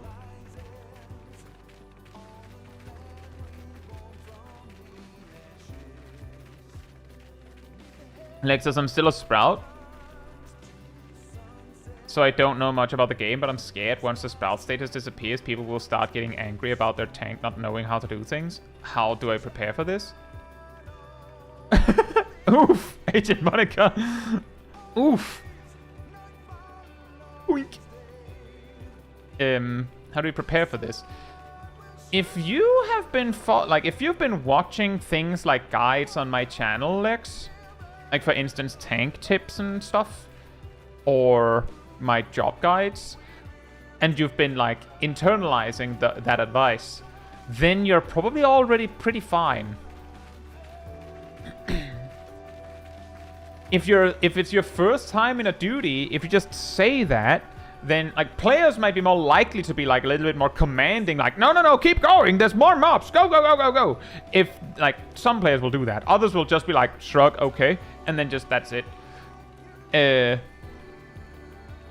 I've heard that JP players are more likely to just quietly let the tank do whatever they want to do. So you might be in the perfect position for that. Personally, when I see someone with a Sprout icon make a mistake, like I don't treat it that differently from someone without a Sprout icon. Because a character with a Sprout icon could just as easily be an alt. That said, assuming that you have been like just playing 14 like as an actual new player and done whatever you feel like, you will probably reach 300 hours of play before you hit Dawntrail. So that means that your Sprout icon will disappear the moment you reach Dawntrail. And admittedly, if you've been doing your homework right, you should know how to play well enough by the time you hit Dawntrail. Like, consider this, Lex. In Endwalker, you would have lost the Sprout icon when you hit Endwalker. In Shadowbringers, you would have lost the Sprout icon the moment you hit Shadowbringers. And so on. Which is to say, you have essentially gotten more time to learn these things. Which is also part of the reason why some players, sometimes me included, expect more when you see someone that isn't a Sprout.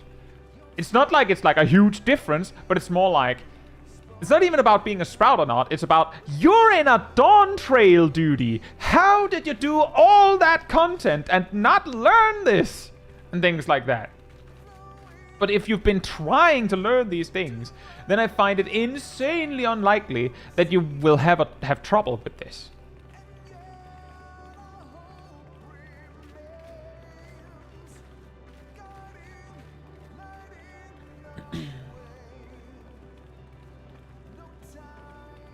And also, as Zav says, a character with a Sprout icon could easily have could definitely have 20,000 hours in the game. It could be a trial account. They could have done everything in the game except finish the MSQ.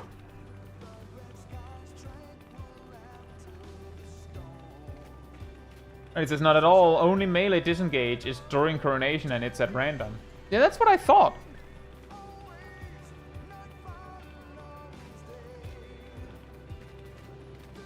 Maybe it's like an ego thing.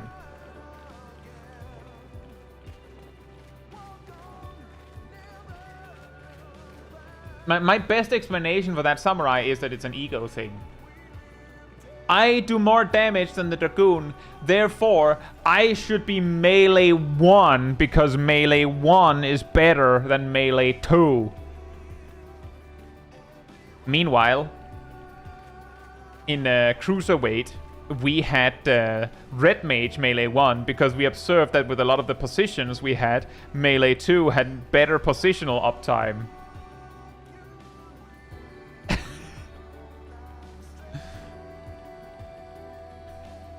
Like, your loss.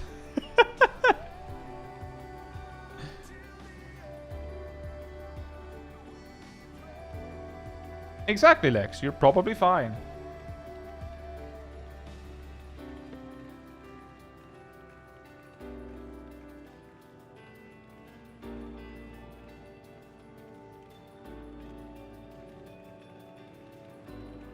Arcane says a lot of people just get really used to one spot and don't want to adapt to any other. Also true, Arcane. But based on what Riley is saying, that samurai didn't say that. They could have just said, I don't really want to play M2 because I'm like really used to M1 and I might mess it up if I'm M2. I feel like it would be a lot more like the Dragoon might just be like, okay, sure. Or maybe the Dragoon is actually... Was it the case that the Dragoon was bringing that originally? Alexis, what's the difference? In most raid encounters, you have a group composition that like 2 tanks, 2 healers, 2 melees, and 2 ranged. one of the melees could easily be arranged as well. And along the range, there will always be at least one mage. But if you have a range among the melees, it'll still have a melee position for a lot of mechanics.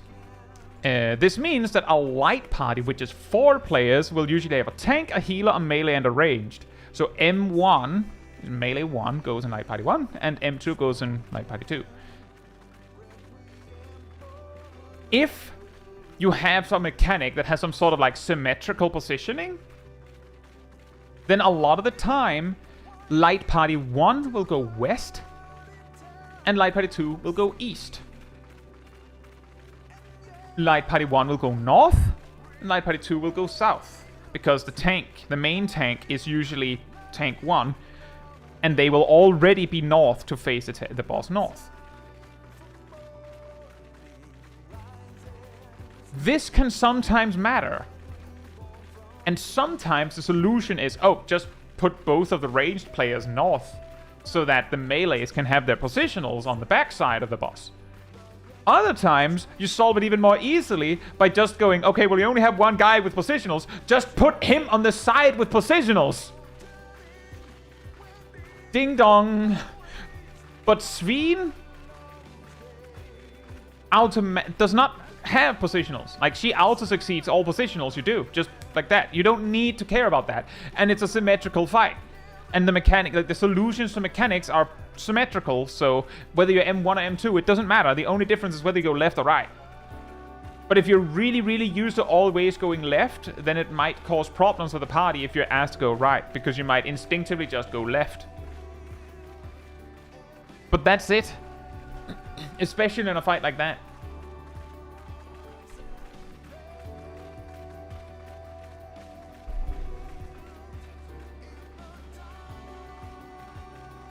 And specifically on that fight, Sveen, that's the only difference between M1 and M2, is that M1 goes left and M2 goes right.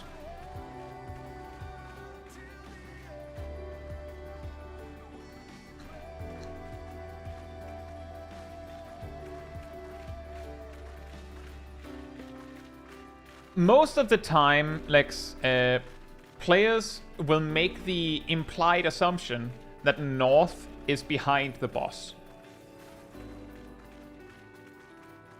Outside of like our Realm Reborn extremes, nearly every single duty, a trial or normal raid, or savage or extreme, has consistently placed the boss north.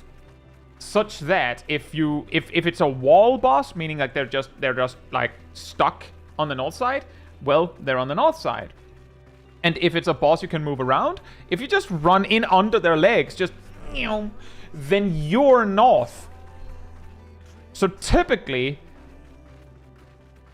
north is N on the map, but is simultaneously behind the boss by design. When it isn't, we usually refer to that as relative north, which is really stupid, but basically means if you imagine that the boss is a compass,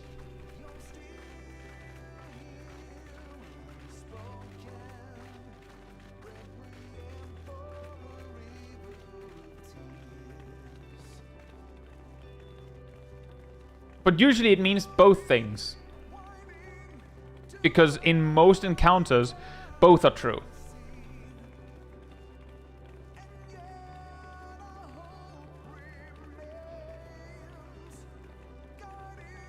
Zav says, I'm still not used to that. We've used Light Party 1 on the east and 2...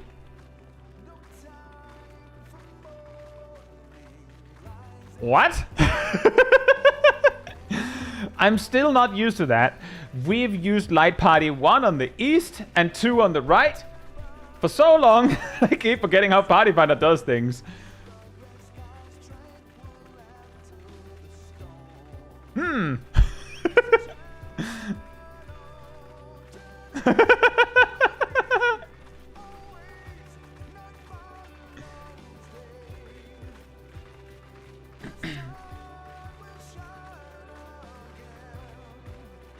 And the Sackboy says, I've had a warrior in an Endwalker dungeon not use Bloodwetting once, so anything is possible at that point. Yeah, I've had tanks in high-level duties not use mitigation.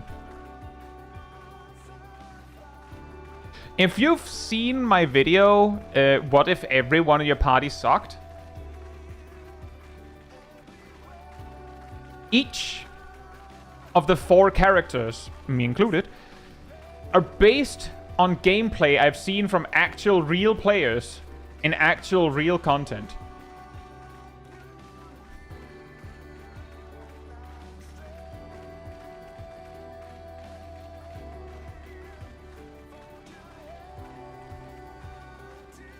So yes, when we instructed the tank to not be allowed to use AoE or defensive cooldowns at all, that was because I've had to deal with a bottoms metal tank that did that.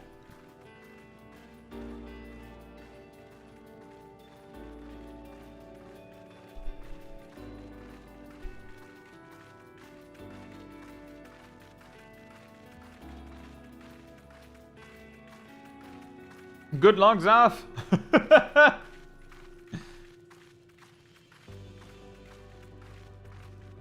There are very few exceptions to the rule, Lex, but yeah, basically you just turn the boss around. A lot of the time, in more structured content, like, you know, Savage content and such, if you want to, like, really get it right, you pull the boss so that they walk forward to the middle of the arena, and then you walk through them. So that not only are they facing north, they're also standing in the middle. And if you really want to, like, cherry on top, you pull the boss just so that they pass, like, exactly past the center point of the arena. And then you point them north. Why? Because a lot of bosses nowadays will teleport to precisely the middle before they do something. And if that center point is behind them, they will turn around as they do. But if that center point is in front of them, they'll teleport 1 inch forward, meaning that the melee still get their positionals and whatnot. Most of the time it doesn't really matter. But like those kinds of things are like extra good.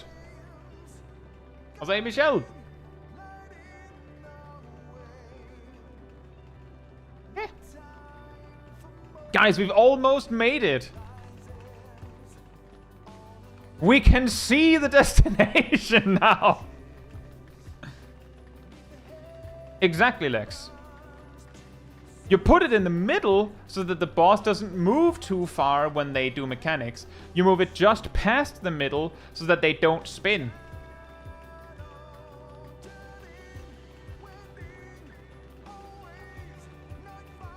There's also some, like, extra things you can do. If you've seen our Tyrant Savage prog, the Savage streams, you'll see that there's a specific point where, like, I drag the boss all the way over to the A marker only for him to teleport to the center point.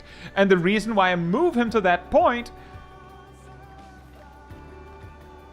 is because then he will teleport to the middle facing south, but because we have a strategy that requires that the whole party is north, that means our melees get their back positionals. I think we talked about it and came to the conclusion that neither of the melees really care about the positionals at that exact spot.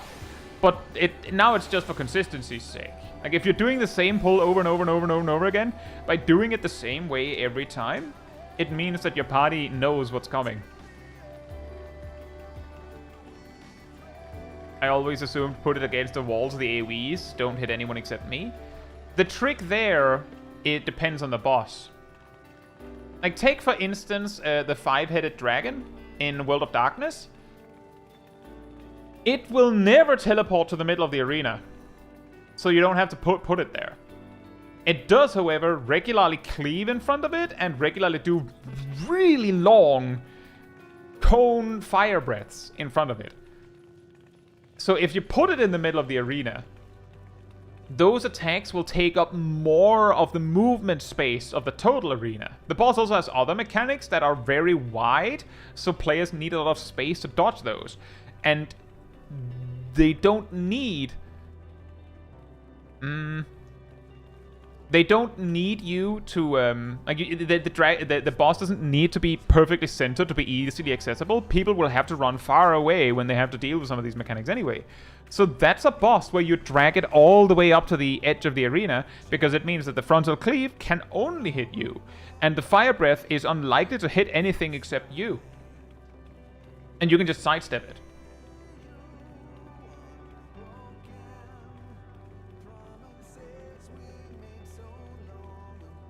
So, another example is Wicked Thunder, which is the final boss of the first Radiant Dawntrail. Her Savage version, her very first mechanic, has her teleport to the northern edge of the arena. So, what a lot of players did there is, like, normally, like, what you'll learn typically is to pull with a ranged attack to pull the boss a little bit forward and then run through them so that, you know, they're slightly south of center point. But Wicked Thunder starts the fight by teleporting, like, very briefly, after a few attacks, teleports to the northern edge of the arena. So instead of doing that, you just run up and punch her and run under her. So you keep her north so that there's less running when she inevitably teleports.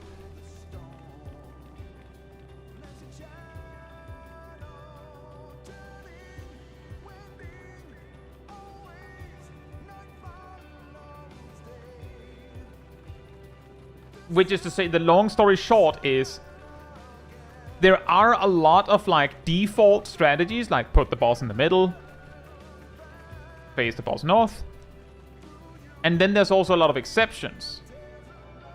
Because, oh, this boss, you don't have to do that, this boss is actually better if you do this other thing, and so on. I'll say, Sally.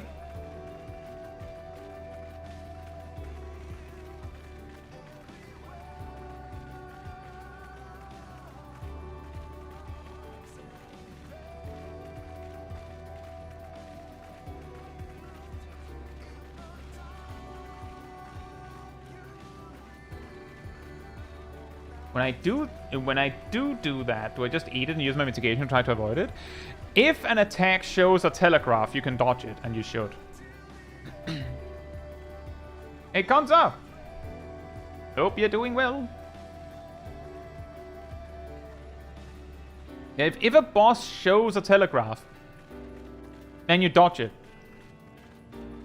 Sometimes they might even not show a telegraph, and you dodge it. If you've done Drowned City of Scala, you'll know that the last boss is one of very few dungeon bosses whose gimmick is, oh, telegraphs! Yeah, we didn't do that. Not for this one. Just because it's funny. We didn't do that there.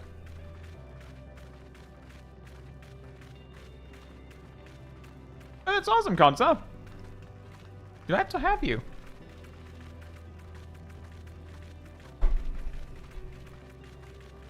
Yeah, if you can dodge a mechanic, you dodge it. There's really, like, there are exceptions to this, where it's sometimes more convenient to not dodge. But my advice there is, you start by dodging things, and then you'll find, like, one day you'll get so confident that you'll be like, I don't need to dodge this, and then you don't.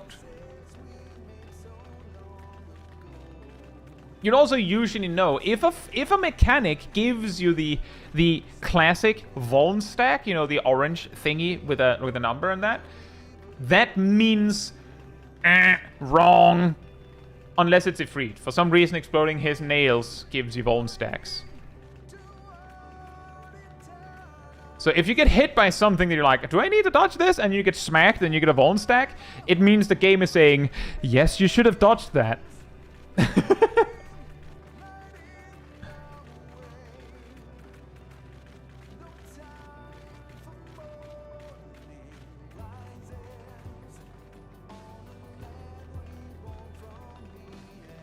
There's also the detail that if you're like, but if I dodge it, the boss might turn and then the melee is positionals.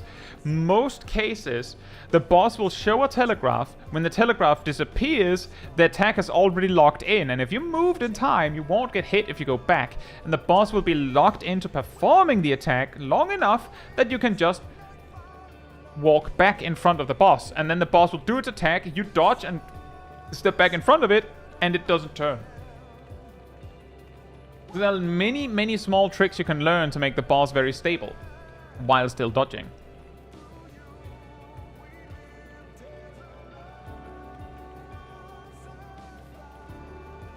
Do I slide cast the boss's cast bar? No. Not quite. Take the 5-headed dragon, for instance. It will start casting something breath. You see the telegraph. The moment the telegraph appears, the boss isn't turning. So you can just step aside.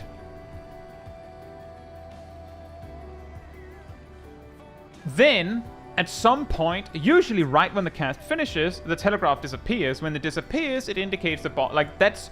Most mechanics have their snapshot at that very moment. That snapshot means that's the moment where the game checks where you're standing in the attack. And sometimes the snapshot is there, and then the attack actually visually happens 5 seconds later. But the moment the telegraph disappears is most of the time the moment that you can go back in. So I guess in a way you're slide casting the boss's cast bar, but you're basically dodging the attack, but then moving back into place. That was a 2 hours and 6 or 7 minutes. That was not intentional.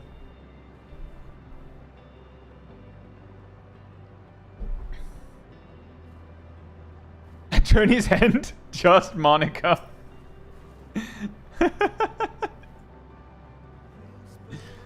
Anyway, I'll be right back, and then we can check out some clips.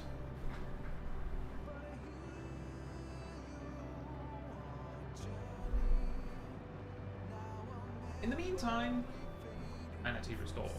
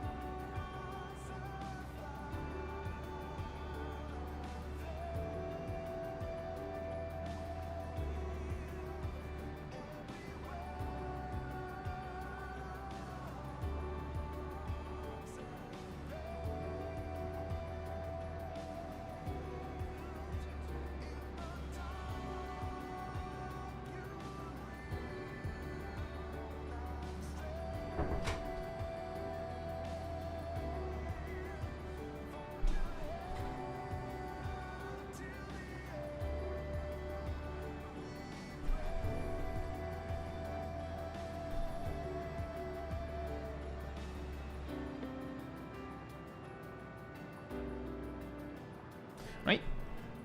Let's see. Actually, that's the confusing part for me, but that cleared it up. I always thought I'd wait for the boss animation to finish before I go back to standing in front of it. But I suppose I can stand in front of it the very moment its telegraph disappears? Yes, exactly. As Alana says, yes. The reason why that can be... like, it makes sense, because 14 is weirdly unique about that.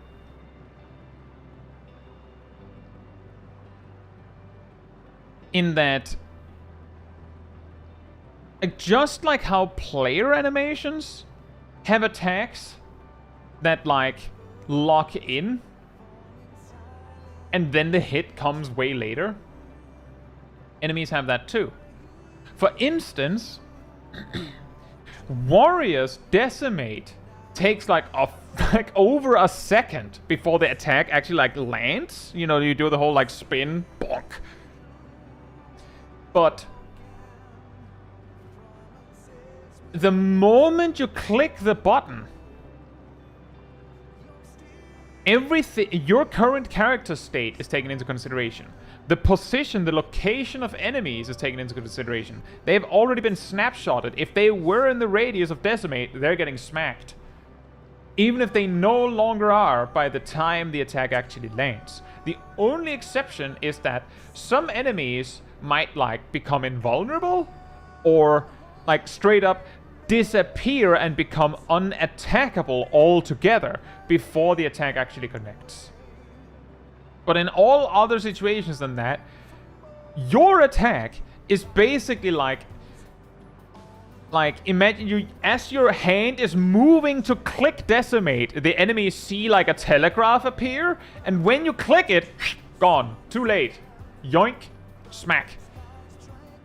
Another example is Viper's Ouroboros,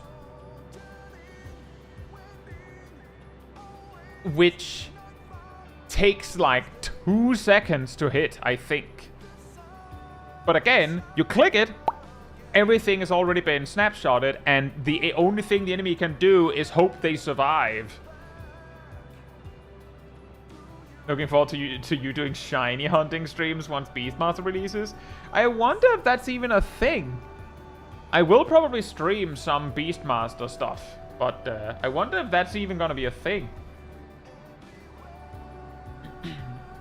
Yes, Kat says, learning snapshots is an important skill to have playing 14, and it doesn't apply very well to other games. Like, technically, the concept of a snapshot exists in other games. It's just that, like, for instance, we talked about WoW earlier. In WoW, the snapshot is usually when the attack lands. If an enemy is, like, holding up a hammer and then smacking it down, the snapshot doesn't happen when the cast finishes. The snapshot happens when the hammer goes clonk.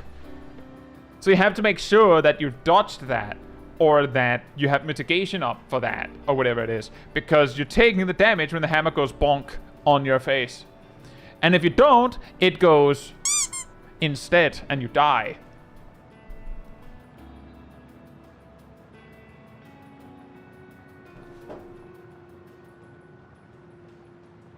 Now, I have a lot of clips, and I chose to do a very long walk, so we don't have that time for a huge amount of clips.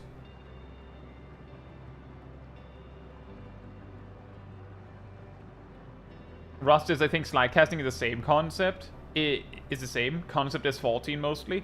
Yes. Slide casting doesn't really exist in other games. It's in 14, slide casting is basically a 14 jank that they decided to make a mechanic. Slide casting works in Guild Wars 2. Are you sure it's the same thing?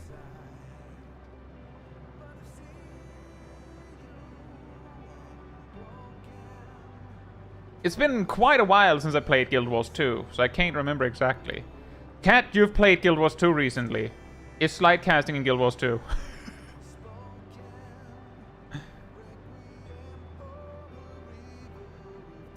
It's more frame perfect?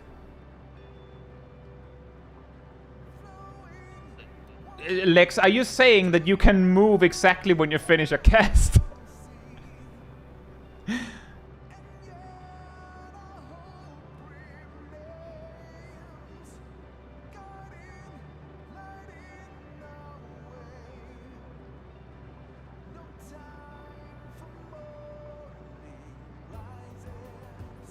Shax says, I keep trying to slide cast when I'm playing Rhyme in Fellowship, and obviously failing. Yeah. I also tried that when I was trying Rhyme. And Sylvie.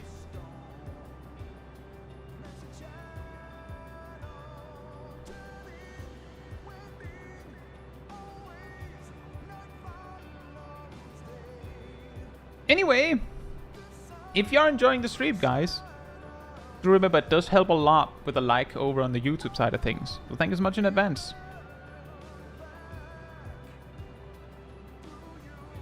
I'm pretty sure, Lex... let me put it like this, Lex. Like, in Endwalker, I put out a short explaining what slide casting is. In 14. If you check the comments of that short, you don't have to go and check that. If you do, you'll find several comments that suggest that's just lag. Those that clarified where they were coming from typically betrayed that they are indeed players from WoW. Because in WoW, slide casting in Final Fantasy XIV looks like that. If you're lagging in WoW.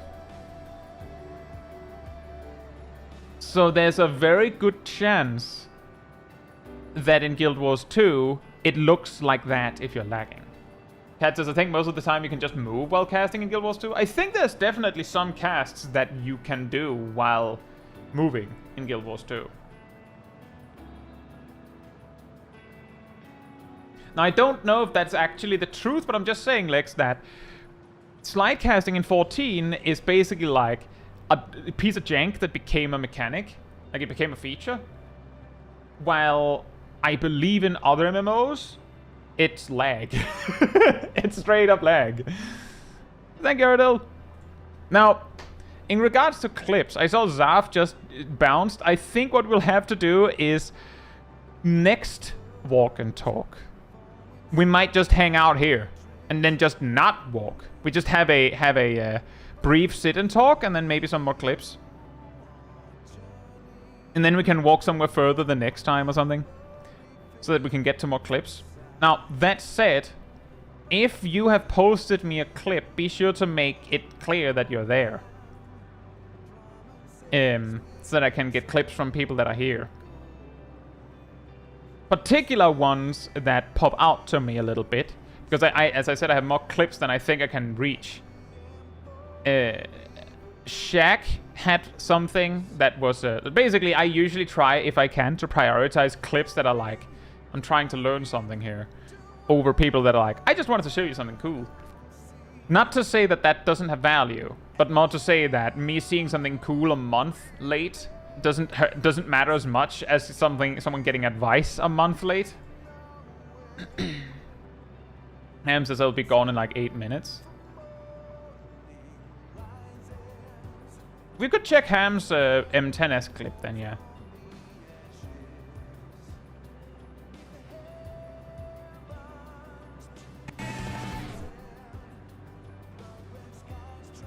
Looks like I have to speed it up a bit.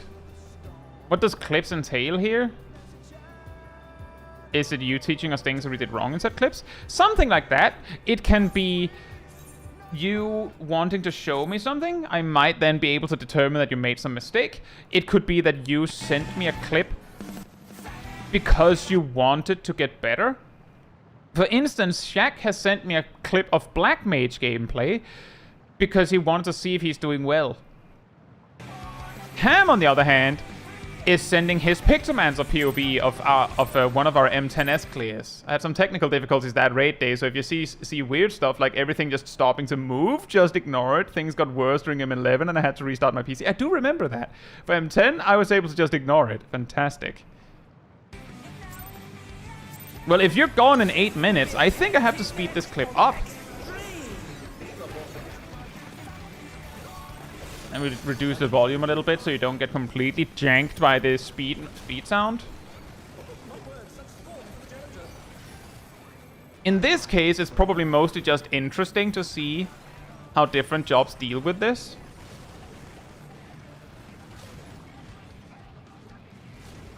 I do believe that Pictomancer is one of the better jobs at handling that whole mechanic. Because if they're forced far away for some reason, they can just, like, paint something.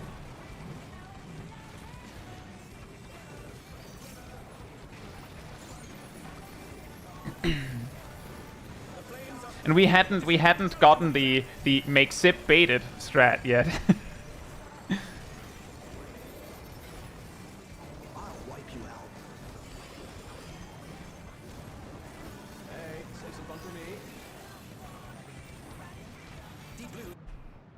Already like half a second behind schedule due to drifts. This fire is supposed to be fired before red jumps away. Yeah, look at that! Notably, that tells me that I will lose one holy later. Or two because I did not react. Yeah, you could do that, Lex. My recommendation, there's like a pinned comment in the appropriate room for it. My recommendation is to, like, if the more precise advice you want, the less footage you send. Like, for instance, if you want me to focus on a single boss fight, then send me the boss fight. If you send me a whole dungeon run, then I'll probably, like, talk about some of the first pulls and then the first boss, and then, well, if you're making the same mistake the rest of the dungeon, I won't mention it again. Here, the second holy lost to drift. Oh boy.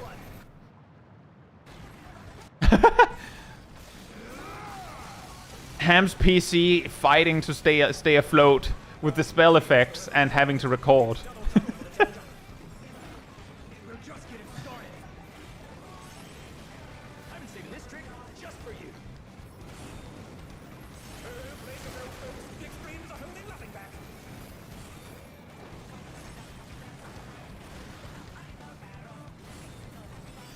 Yeah, I've also noticed this. So what this note is about is that when the bosses do those like curved movement lines, if you're casting something and you're standing like in the middle of it so that you have to like do a full 180 turn, then sometimes the game will just fail to track the boss as they do that and then cancel your cast.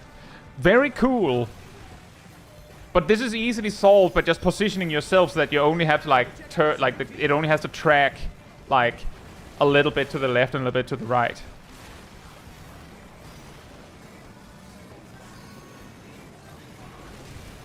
Oh, that was a nice Madine. They just lined up perfectly for a moment.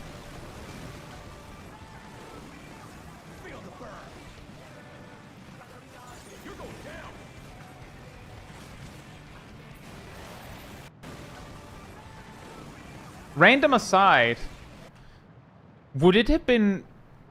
I know you're already making your wing motif here. Wouldn't it have been optimal to Holy and White here?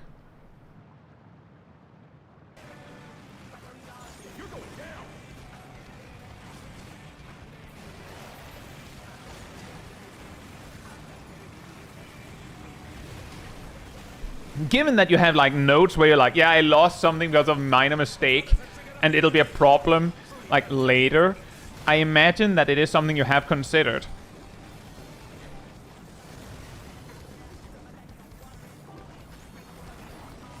And that was a hammer that lined up with the bros being lined up. And there was the holy. Bet you've never seen anything this gnarly.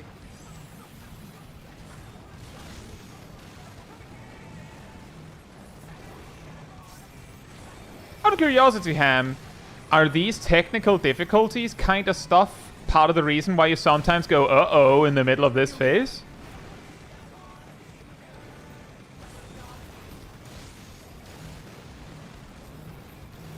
Oh, I see it.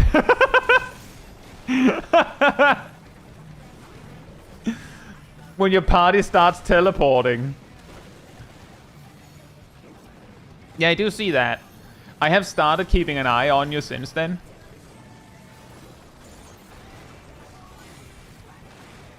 So I often give you intervention if I see you get the bait at all. Cat says Guild Wars 2 does not have slide casting. I found the one spell that can be cancelled by movement.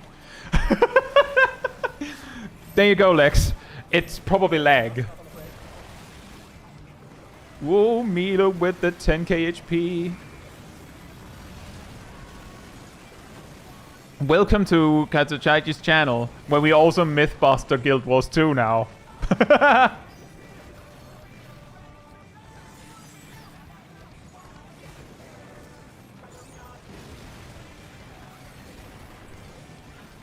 I just realized how low these guys are at this point already.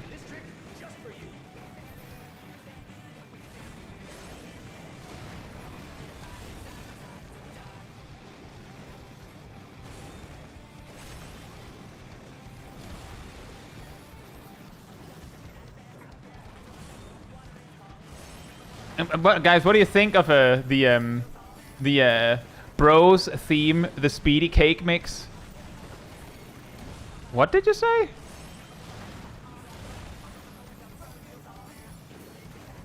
Look at this idiot with no motifs left to paint to not get interrupted. I mean, you could have used holy and white.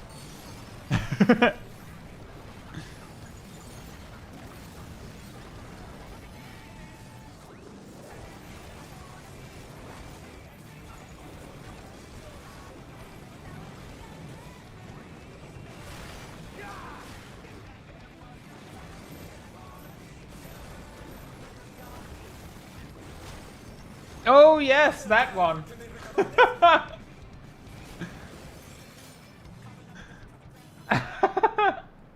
Why do you think we asked you to take it last time? It's because I was dead.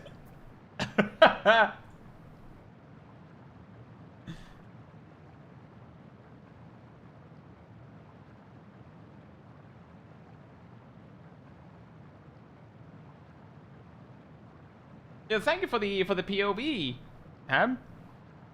Glad to hear that it's an exception rather than the norm. At least you got your crystal paste. Yeah.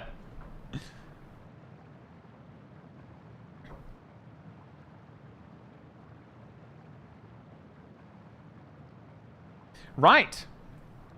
Then next we can yoink.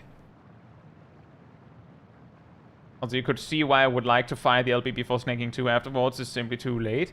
Yeah, I see that. How about we grab the Shack clip next?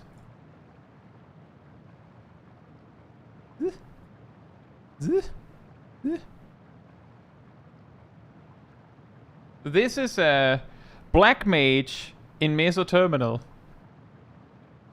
I think Shack has sent Black Mage footage previously.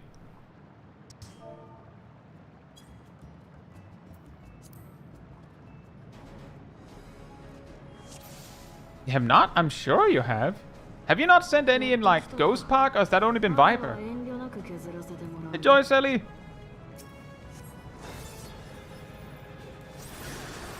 You can also see, Ham, that I don't pay very much attention to how much HP the boss has. When I'm like, oh yeah, they're that close to dead already? Huh.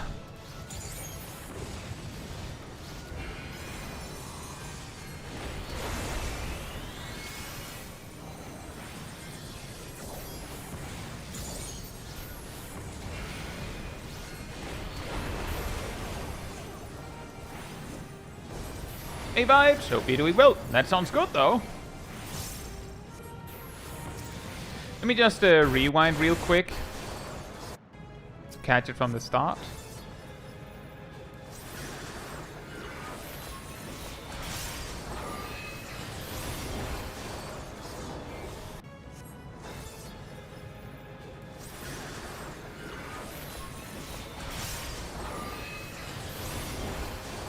My suggestion here is just use a triple cast instead.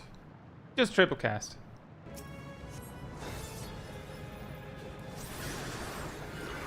Mainly because you probably won't need more than that.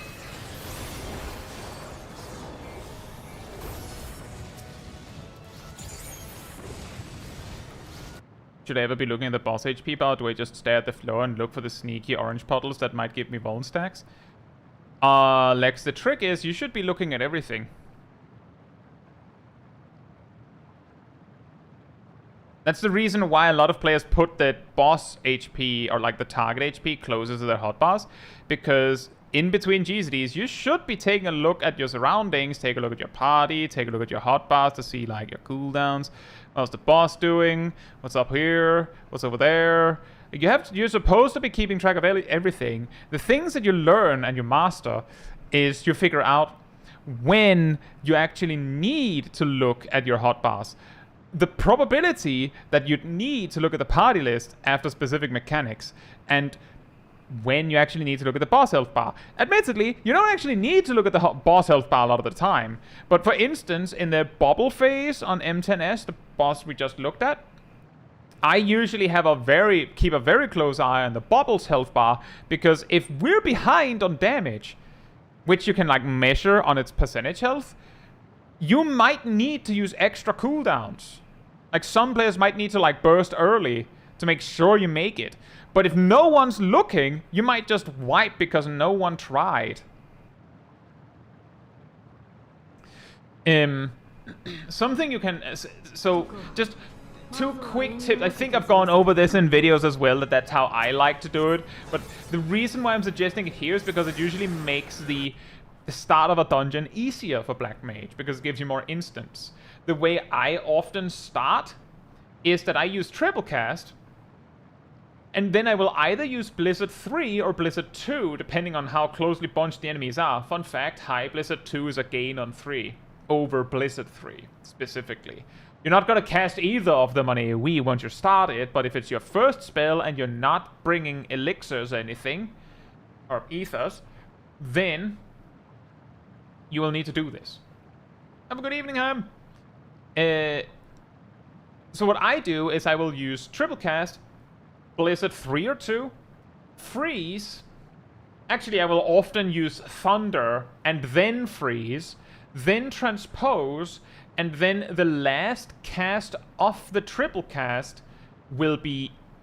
It kind of depends on how close the mobs are. But a lot of the time, I will actually use high fire too. So I'll go Blizzard, freeze, and thunder in some order. Transpose, high fire. If the mobs are really spread out, I'll fire 3 instead. Doesn't matter. The point is that you're trying to hit Astral Fire 3 before you flare, which is actually pretty good. There's a reason why high fire 2 is almost good. Like, it's almost fine. But if it's instant, and you're waiting for mobs to bunch up anyway, then it's very good. And then I'll usually use Fire Paradox, because that means I already have a fire starter for later. And that means the next pull, you can be like Ice Paradox, Thunder, Transpose, Fire 3, Fire Paradox, before you even need an instant cast to keep going. So you can suddenly move a lot. So like, I basically use the first pull to like set up everything. And part of the reason I'm saying use triple cast is because if you just use triple cast instead here, then you didn't have to like fumble with that. And you could also use thunder there to like better weave it. Why transpose when casting fire 2 or 3 puts you in Astral Fire 3 anyway? Because Astral Fire 1 increases the damage of all of your fire spells. And if you don't need the MP because you're gonna cast Flare anyway, then getting the free 40% in high fire or fire 3 is better than not. And also, Umbral Ice 3 makes you do less fire damage. So basically, by transposing at that very moment, I'm doubling the damage of the Fire 3 or the High Fire 2.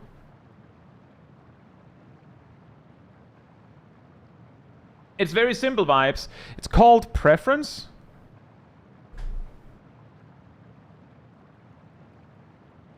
I've seen people have trouble with the battle pull, but it happens less and less and less. Meanwhile, the Tower of Zod pull is still a problem.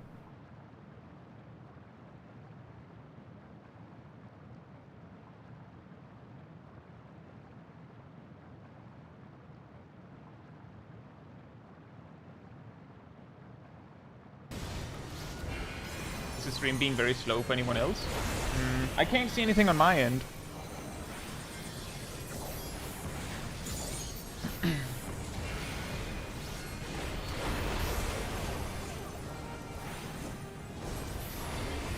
But yeah, the key is of course, like the biggest thing here, Shaq, is of course that the reason why I rewound the whole thing is that you did the whole mana font ley lines while your GC was just hanging. Which is of course, you know, the classic. That is something that is like general.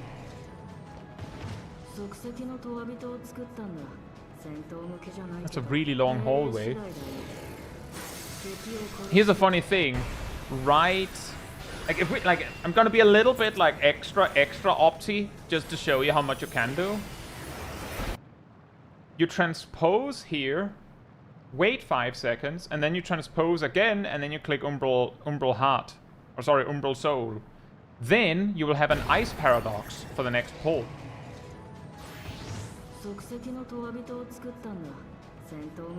And the reason I say that is because this run is longer than 5 seconds. So you can absolutely do that. Here you could also use Ethereal Manipulation to keep up with the tank. And AoE Thunder would also be fine. You could also use High Fire 2 there again, but I feel like that one is like... Again, I usually go Ice Paradox, Transpose, Fire 3, Fire Paradox, and then start. So you don't even have to deal with the cost of High Fire 2, or the fact that it isn't instant out the box.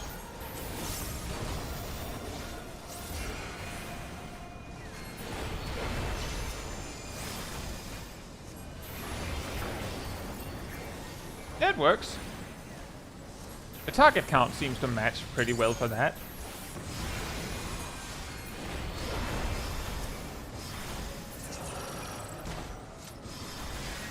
Nice.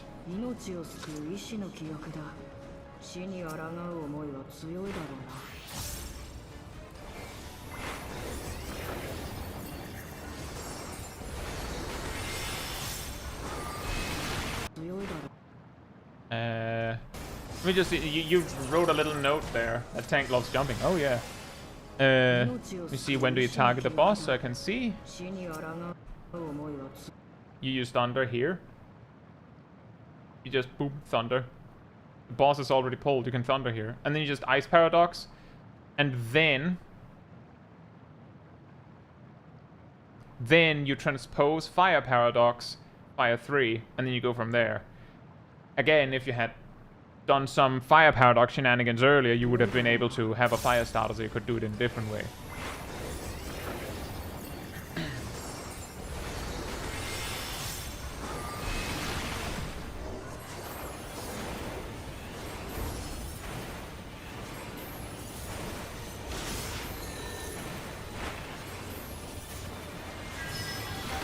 That's interesting vibes. Yep, Surecast smart.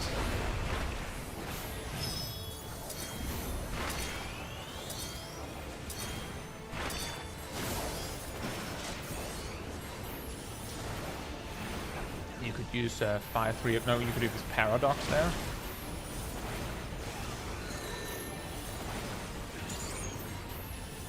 You could use Paradox there.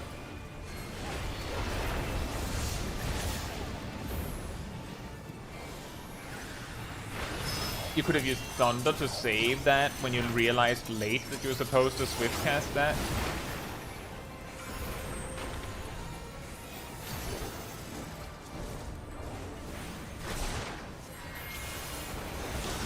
You should have used Xenoglossy to weave that ley line. Hey Mewells! Hope you're doing well.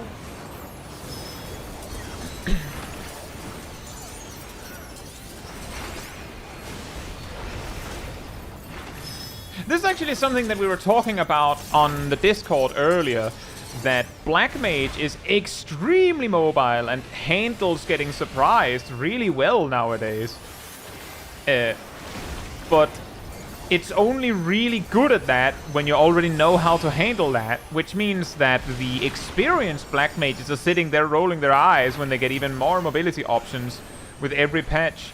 Meanwhile, if you don't know what you're supposed to be doing, then it doesn't matter that you have the options. So you can see me going, oh, you're moving while your GC is ready. You could have just used this or that or that. But Shaq doesn't realize that. Like right now, actually, I'm pretty sure that there's a whole different thing looming because Shaq is about to generate a 4th polyglot.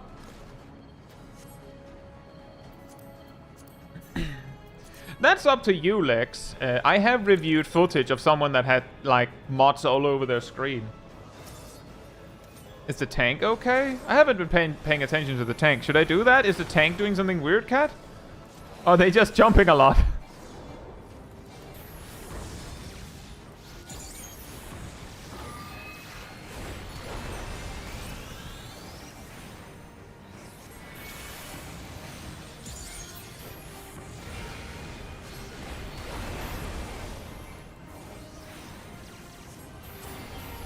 Nice. It's very jumpy. I'm sure maybe they're just really happy. Like, yeah, Basal Terminal! Woo!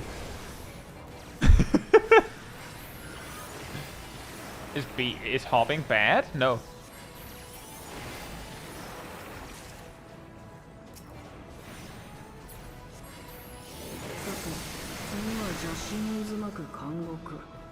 You can hop as much as you want. Just remember, don't like spin the don't spin the boss around, and sometimes don't spin the mobs around. You can jump if you want.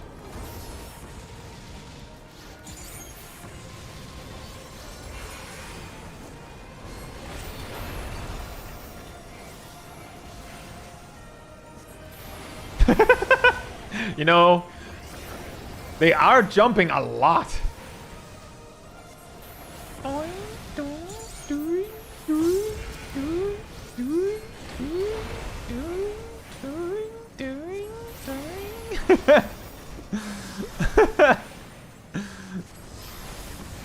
They call him the Jump Man.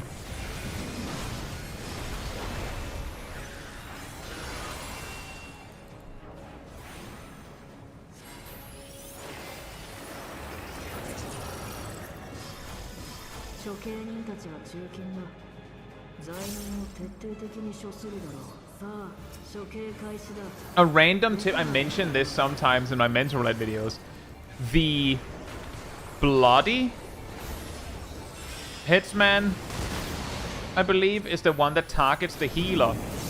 I like to just send some of my strongest attacks on that one before they like give you the fixate debuffs. You can usually hit like 2 or 3 GCDs before it locks you in. And that usually means the healer's like saved early. And every time I've gotten this duty where things have gotten problematic, is because the healer died.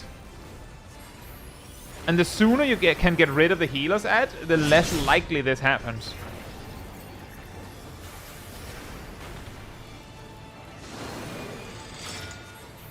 So the tip here, or rather the tip for Black Mage movement, I would say, is, like, especially when you're learning, is Xenoglossy is a movement option. Yes, it does a lot of damage, but you have to get used to just using that. It's both the wild card and it's your movement option. So when you have those situations where like, what do I do? Just slam Xenoglossy, then you have a GCD to figure out what you were supposed to do. And then you can do that then. Like here, actually it looks like Jack had a plan, but there you could just Xenoglossy and then just dodge with your free mobility. It's so good because Xenoglossy is good in all situations. And there are situations where it's better, but it's always good. So if you're actually never mind.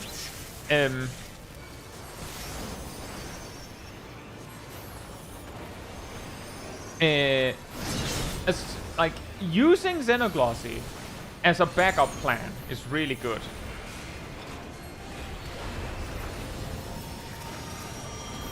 Check this, as I mentioned on the post, I need to sort some mouse binds as Xeno is on 6, which is hard to reach on the move. Yeah, I could see that. I could see that. Meanwhile, like flashback to footage of me playing Xenoglossy on Alt 5. Good in all these situations, can it file my taxes? If you can teach it English. I do that too sometimes. Click transpose and like, why did I do that?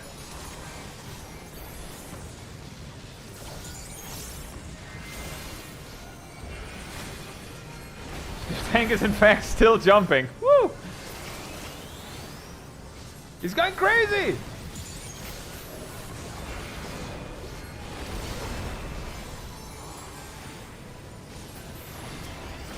But yeah, getting used to having Xenoglossy as a backup plan, so you can just click that when you're not sure what to do. Speaking of, you're gonna lose a polyglot here. There it is. I don't think so, Lex. I usually only bring up keybinds if people bring them up themselves, such as Shaq. I don't care how you play the game. If you start saying that you can't do something because of your keybinds, now then you have a problem.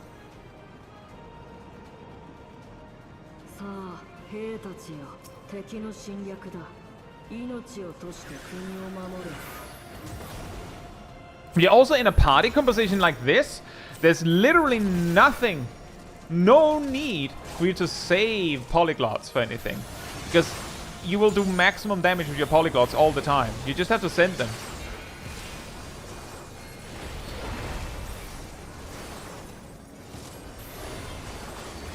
You just have to, like, you may just save one, again, as a backup plan. But you could use them anytime. Because there's not any time where they would be stronger than right now.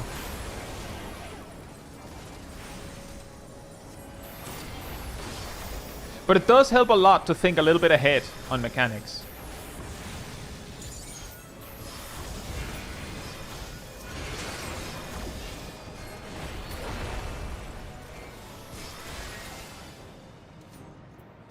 Click sprint. I mean, if it works for you, that's fine.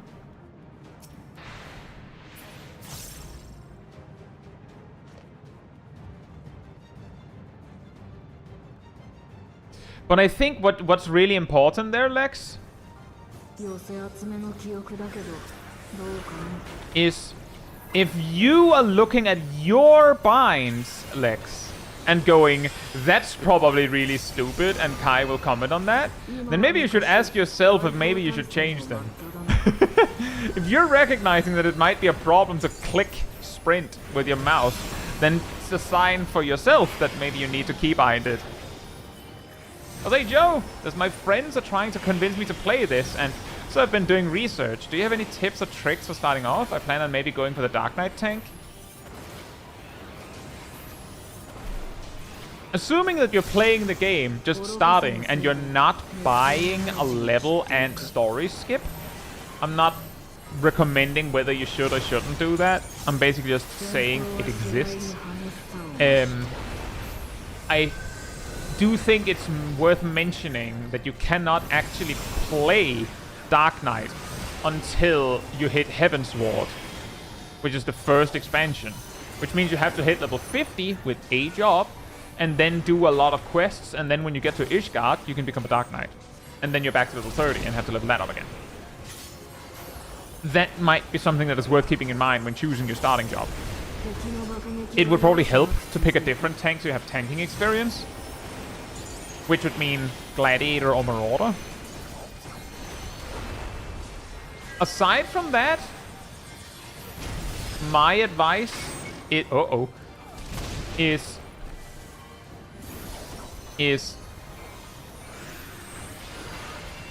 if you focus entirely on the MSQ, and I'm saying this because your friends are likely to suggest that you do that. One way to reach the end game, like the way to reach the end game and so be able to play everything with your friends the quickest, is only do your job quests and only the main quest, nothing else. However, if you do that, unless you like think the storyline is like really awesome, you might burn out. So my advice, my tip for you is, if you want to do other things in the game, do it. Just do that. If feeling like the main quest is getting a little bit boring, you could skip cutscenes. That's fine. If you think the story is boring, that's okay. It might pick up and be interesting later. If you feel like you need a break from the story, do that. I'm saying that again because your friends might. I'm saying this because I know, like, uh-oh, you might not make that. You may have, like, I don't know about your friends, but I know a lot of people that have, like, friends that convince their friends to get into 14 that end up, like, being like, no, you have to do the main quest because you need to reach the end game so we can play together. And then, like, you play that, and then you burn out and you don't get anywhere. And they would probably prefer that you play the game in a way where you're actually going to enjoy it, so that there's a chance that you hit the end game, than them pushing you until you lose interest, and then you will never play the end game. That's my best tip. Now, that said, I have guides on YouTube for every job that covers, like, the starting level where you start on the job, all the way up to max level. That cover basically all that you need to know. There's, of course, like, more nitty-gritty guides for, like, max level optimization or optimization for the hardest content at specific levels and things like that, but that should cover a lot, and might also give you a better idea of what you would like to play, if you can compare them. I also have guides for, like, tips for specific roles and things like that. If you feel like you want to be better prepared. But aside from that, my biggest suggestion and tip is, while the fastest way to reach the end game is to only do the main quest and your job quests, it's also the most common way to not make it to the end game. So do other stuff in the game. Even take breaks from the game. Whatever it takes to have fun with it. And I'm also saying this because in Endwalker, I made an alt. Funny how that came up again on one stream. Where I only did that. I only did the main quest and only job quests. And I played, like, roughly 6 or... I don't know how that number comes up so much. Maybe that's what makes it so memeable. Around 6 or 7 hours. It's not intentional, guys. I don't know how it keeps happening. A week. And it took me, like, roughly a year to hit the current content. And it took less than 300 hours of gameplay. But I'm pretty sure that if you're, like, watching all of the cutscenes and taking your time, it will take you more than 300 hours of gameplay to hit the end game. So if you, like, just hunker down and go, all right, bandana on, and then just lock in to farm to get to the end game, you're going to be doing that for a long time. So if you're not having fun, you're not gonna make it.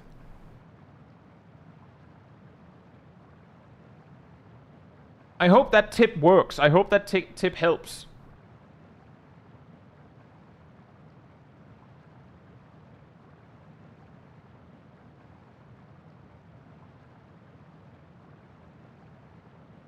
Boomet says, example, I started playing the game in August 2023 and have finished the base main story of the newest expansion, but I'm still missing 2 patches at around 4,300 hours when you get distracted on the side path when you have to be the hero of the main story. I will say, Shaq, that it feels like you were doing, like, a lot of good things. I think I saw that you were both doing the Swift V3s and the transposing. Like, you were doing the rotation pretty right. The things that I mainly noticed is that sometimes, like, I would say this is, like, a thing that it's not meant as a bad thing, but it's something that I've seen with a lot of times when you've sent in a clip of a job that you will sometimes like lock up, like, what do I do now? And then, like, you don't do anything. I think I usually give it, like, for the other jobs you've done that, I also have said, like, have some sort of backup plan. It really helps to have a backup plan. For, like, a lot of physical jobs, the easy solution is just to be, like, routined in going, I don't know what to press, and then just clicking the next step of your 1, 2, 3 combo. Because that buys you time and is usually not the worst thing you could do. For Black Mage, you might not be able to do, like, your general filler because your next filler step might be Fire 4 and you might be moving. So having a backup is very good. And I will say something here. You having Xenoglossy, Paradox, and Thunder like plopped together right here, so you can easily see all three, whether they're available, is very good. Because when you have those, like, what do I do moments, if Paradox is available, or rather, if you have 3 Polyglots, then Xenoglossy goes first. If Paradox is available, that one goes next. Or actually, take it fully from the top. If you have 3 Polyglots, Xenoglossy goes first. Then, well, you might want to reapply Thunder, check the dot duration. Then, well, if Paradox is available, and Fire 3 isn't, like if you don't have Fire Starter, you do that. Otherwise, you Fire 3, and then Paradox. And then it just goes down to Xenoglossies. And if you run out of backup solutions, like you've spent all of your Xenoglossy and you don't have Paradox, and Fire 3 wasn't available either, then sometimes you might just reapply Thunder a little early. The point is still that to just get used, like, having, like, a backup plan. Like, if you don't know what to cast, what do you do? And some jobs are more lenient than others on this. For instance, I think you mentioned thinking about, like, learning Red Mage next. The problem with Red Mage is that their best fallback options, what do I do now, is, well, if you had pressed acceleration, then you could just click the Thunder over Arrow, and that would have been fine. But since you didn't...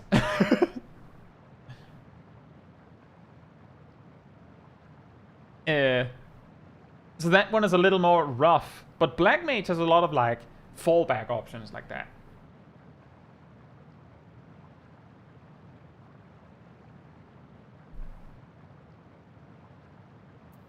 So that's, like, the main tip I would say. There's also something that I'm saying, like, you could slightly improve your AoE while the tank is rounding up mobs. Other than that, it was good. It doesn't need to be perfect. I do see Ender Sackboy is here, and is tired, boss. Sackboy had sent a link to, or sent a clip of Tsukuyomi. We check that out.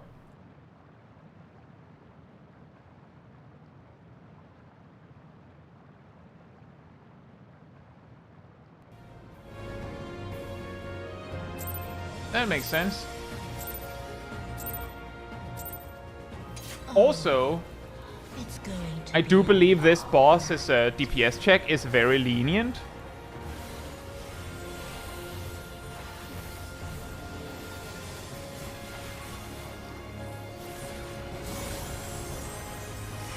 Which is tip on leveling a class that starts at 1, by the way. The reason I avoided White Mage and went past Lodging is because I didn't want to go back to level 1, but now I kind of want to try Summoner.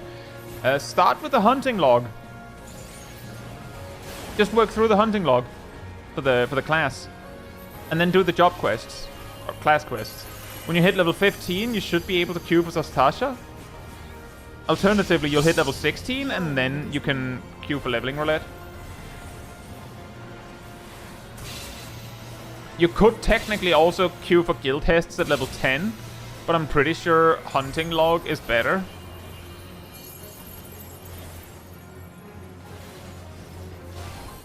Oh, I know, Sackboy. I reiterate that it's not intentional. It's just, I don't know why those two numbers come up so often in sequence. Your death will be all the sweeter.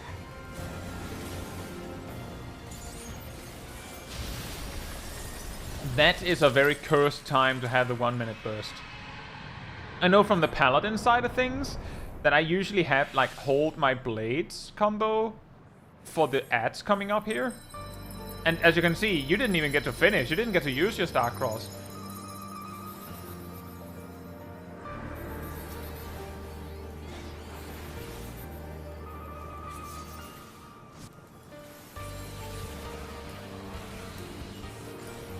The guy said to focus tethered, but maybe I heard it wrong. I think people are padding. The FF logs for this specific fight doesn't actually care who you damaged. So you'll likely get a better pass if you attack the more bunched up mobs first.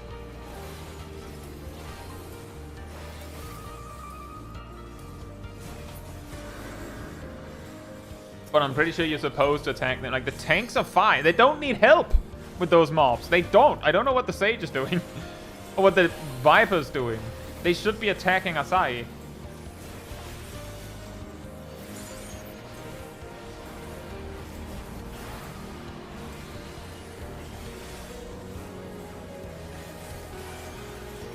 In the description. Yeah, my mouse wheel is a little bit bruh. I've actually ordered a new mouse. I did ask in a retail party a while later about the ad section. They said, go for the tethered or I won't heal you.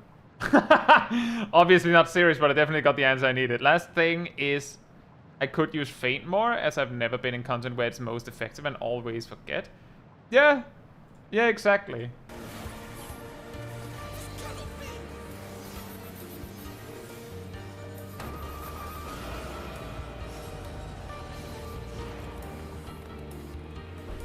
But yeah, genuinely, the tanks don't need help with their mobs. Not that it needs to go that fast, but people are cleaving because more damage.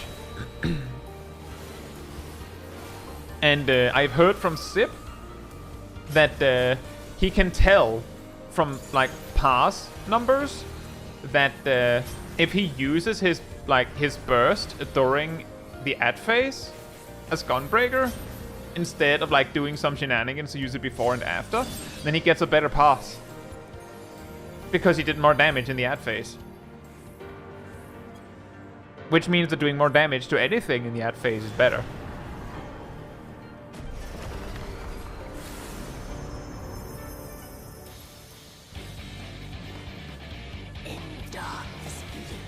Say, is that Liv?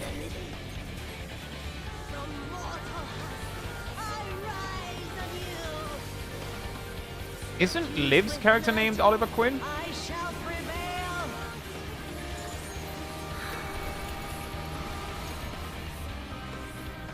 Suffused with night. Uh-oh. Yeah, that's a good save. Wow. Wow. Just jump straight through the donut AoEs, don't get hit, make it over and still survive. Easy peasy.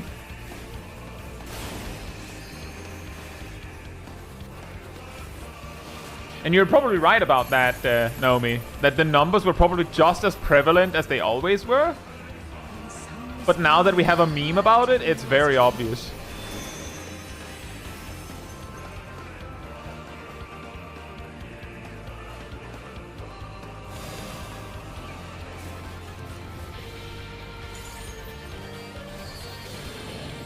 Yeah, this looks like I'm just trying to survive. Oh, nice! Because I do see your burst is drifting hard.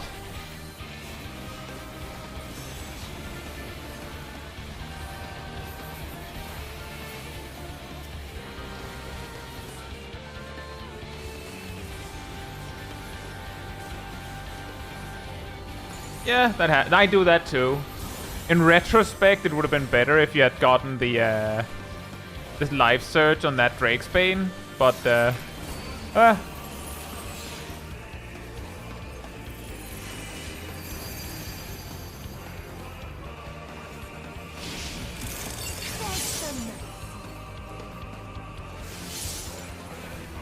That's also that. I suppose that's true, Naomi. I believe there's also something to be said that I believe Liv plays Cat Girl. I think Viper was first time and forgot stacks happen here. Ah.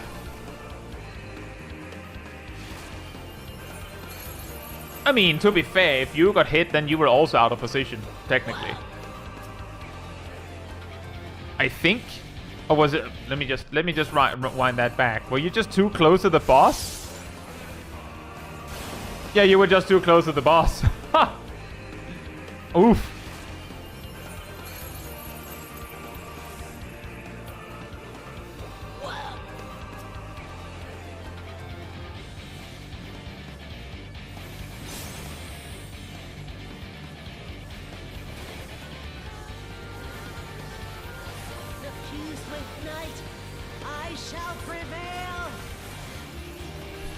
So, I've heard, like, the more I've seen it, the less I, like, the more confused I am of hearing it. I've heard that supposedly when Tsukuyomi was new back in Stormblood, you could skip this second moon phase pretty normally, even.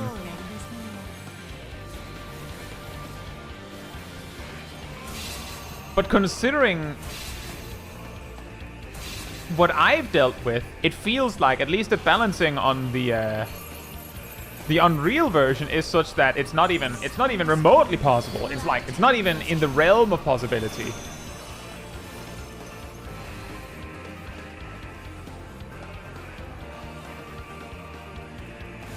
You know what would have been a Galaxy Brain move would have been if the Dark Knight had provoked there.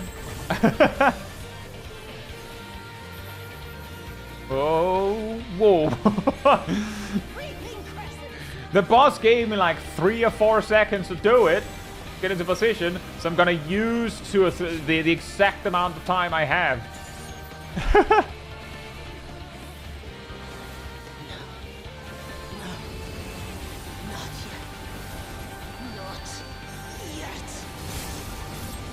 I don't even remember. Was Tsukuyomi a mid-tier extreme? What patch was Tsukuyomi?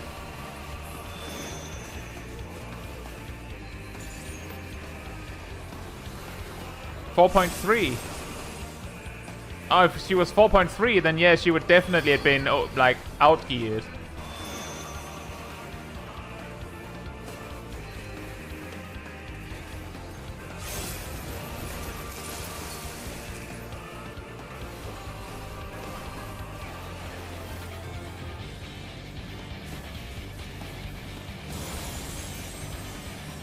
Kept going north where the tanks went south. Well, actually, on those bits, it looks like it was first time you didn't go the right way while the whole team went the right way. Then the second time, one tank went one way while the whole entire team went the other way.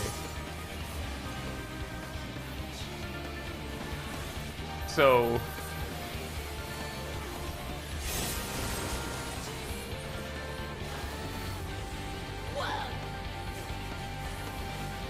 But that is also a there's actually that's also a classic with positioning for this fight. It's the whole, do we go north, do we go south?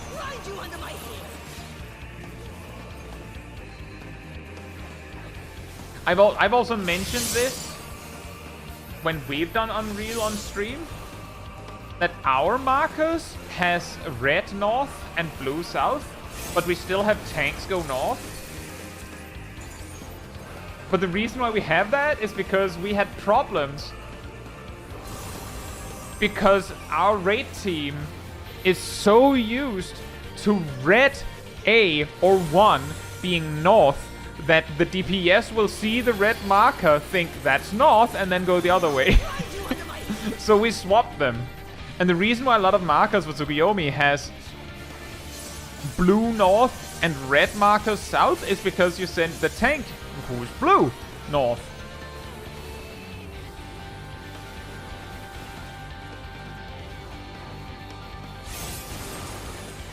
Like the really funny thing there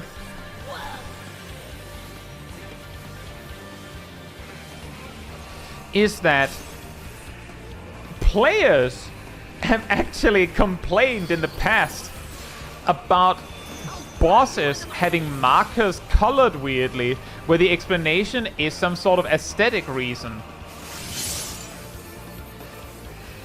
And then the players make that mistake themselves when making markers.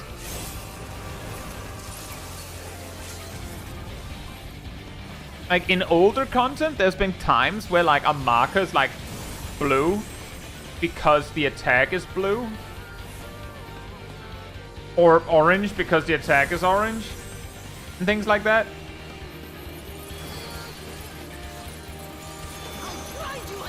But hey, you got it! Did you say this was the first pull? Because that's pretty good.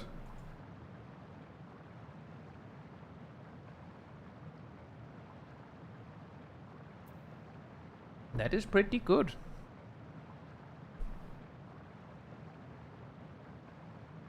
Speaking of Gazel, I don't see him.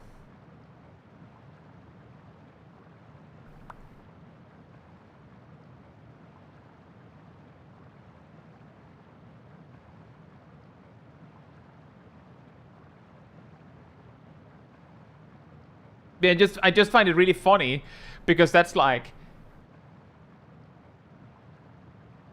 players get confused if the developers use a marker for a different thing that it normally is, and the developers have of course gotten really good at being consistent to avoid that. Then the players go, but tank north. Like, the really funny thing is that you could have resolved this problem altogether by just sending the tanks south. Then everyone would have been happy. Then you wouldn't have to make weird markers.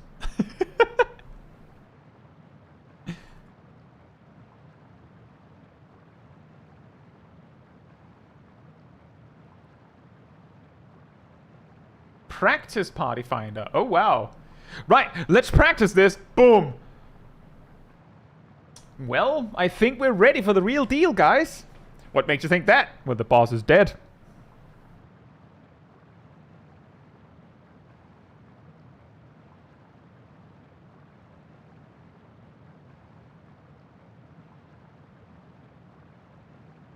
But that was really nice. There were a few points where, like, your burst was drifting, but you did say that you were playing a little bit defensively. And it was, like, points where it made sense that you were probably looking at debuff timers and mechanics, and didn't even notice that your burst was ready.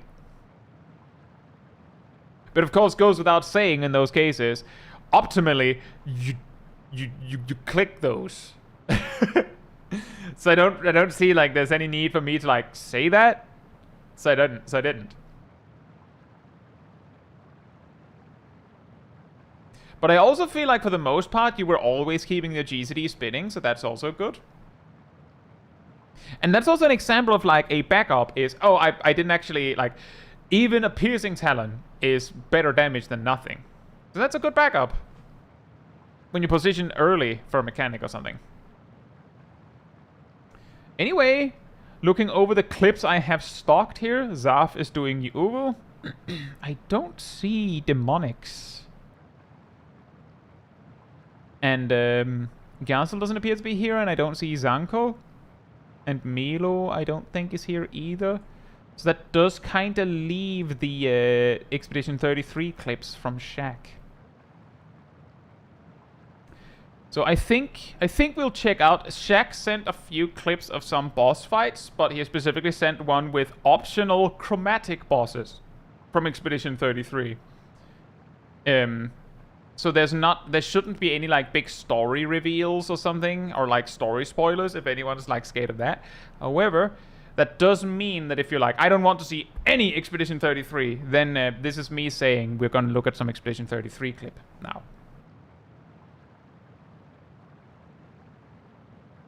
This is your escape.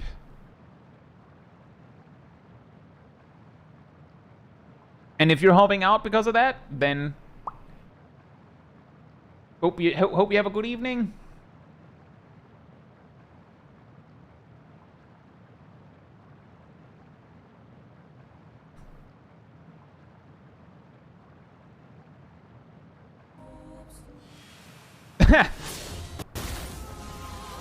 Ah, yes, this guy. This was the third pull of this guy after the usual timing issues for a first time fight.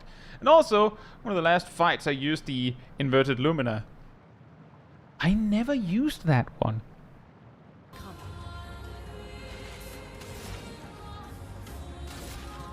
Feel the burn. I also see that this is still the bros in the back, the team comp. Here's your card. The key thing this boss has is that each turn he does more damage, and then he does this.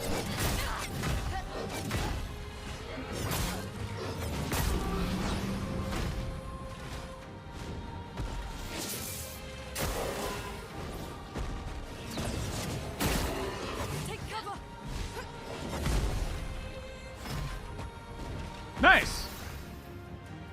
Yeah, the reason why I never used inverted is precisely because, like, if you're put in a tough spot in the first few turns, you're just screwed. It will help. Like, if you're having a tough time, I can totally see that. Like, I have had fights where I've, like, basically aborted if I made a mistake in the first turn. So something like inverted would just be you get a better start, and you're going to be playing under the assumption that you're not going to be making any mistakes anyway. So the downside of inverted is kind of irrelevant in that case. Oof.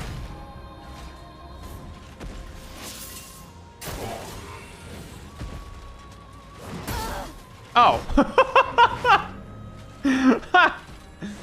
Kick! Die! That's a lot of damage.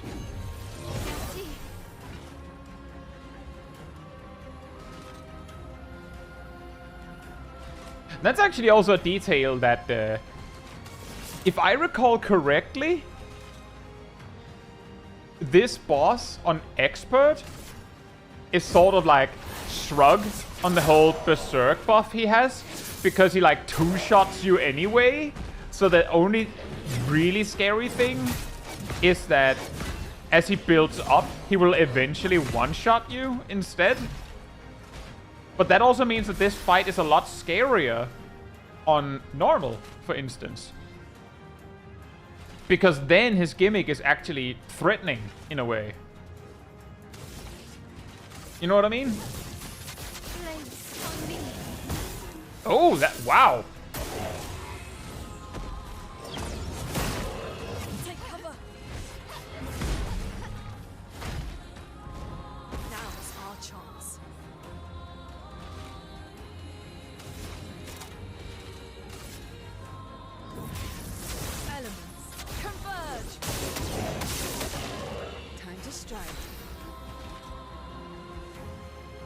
Oh, you can break him. You can be broken.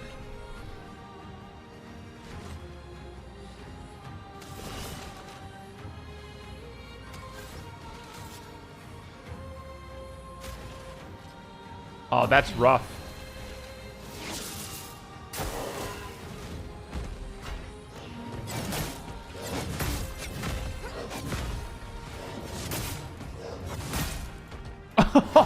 Well, the heal was worth it. Finesse and grace. From fire. Not today. I mean, the heal was still worth it. That meant that you got to tank that whole hit for someone else.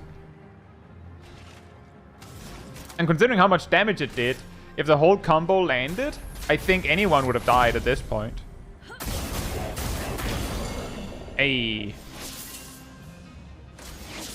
Oh. Don't you love it when the boss gets 2 turns? Right when you finally stun it?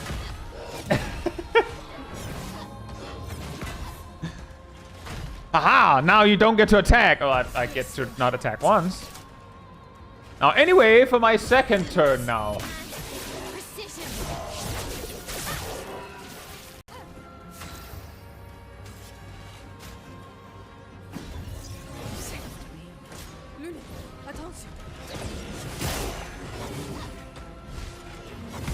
Well, you have that attack on lock. Ready. Even though you double dodge on the last hit, you might have like learned the timing by just clicking dodge twice, and then it just happens to line up naturally. I'm ready.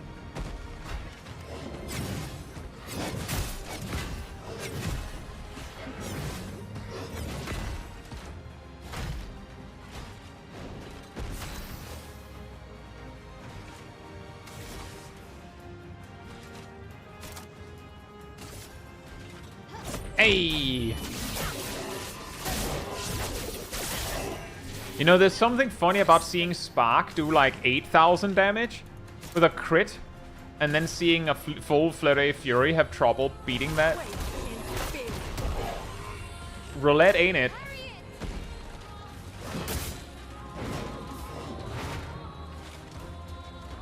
Yeah, I think what's getting you with that move, and also a little bit with the Relentless, is that you get a little bit too quick on the trigger. You're like, oh no, he's attacking!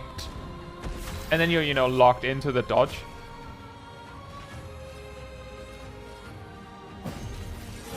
Ready to evade. Okay.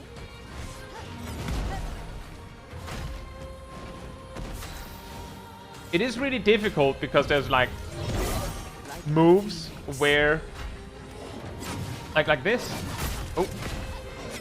Where you really have to just like go and then just wait for the attack to come at you instead of like aggressively dodging.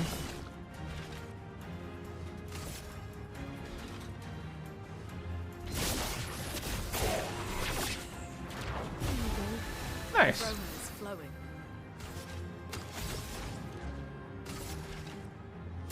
Feel the burn.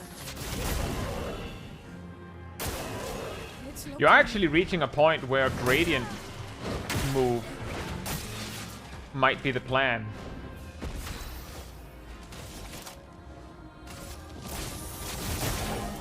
Like, random aside, by the way, saved by the shielding Lumina. If Mael has her great, I'm pretty sure she does, here, with this much gradient charge, if it was me, I would definitely use the Virtuos, like the Gradient one, to put her in Virtuos, and then just send Flurry Fury. If it was early Act 2, then it makes sense, because you'd probably be, you know, you're still, like you might recently have learned about Gradient attacks.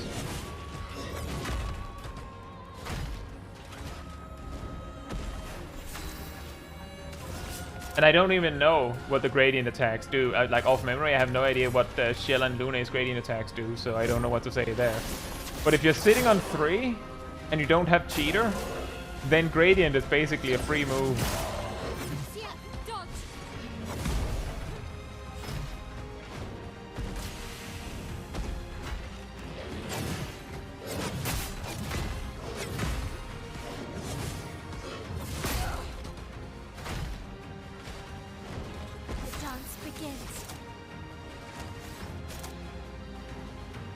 Finish him! Oh? Yeah, that works too. You can't escape.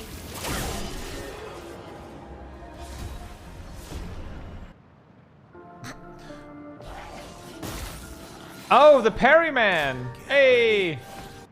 At this point, I had been fighting this guy well over 30 minutes due to having parrying timing issues and a step out to equip as much plus break damage Lumina I could get. You know, that's actually pretty smart.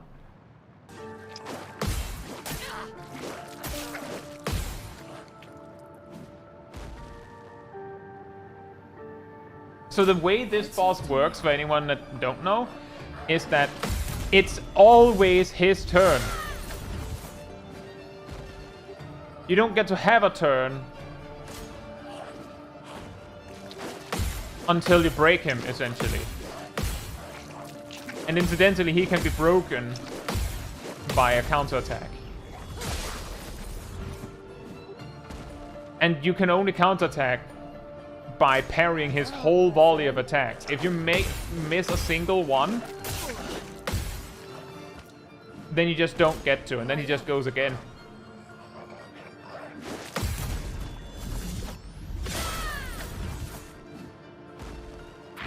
But when he tries to take a turn while his break gauge is full, he just gets stopped. So you have to parry. Which is like, there's not a lot of enemies in the game that do that. That force you to parry. But this is an optional boss fight.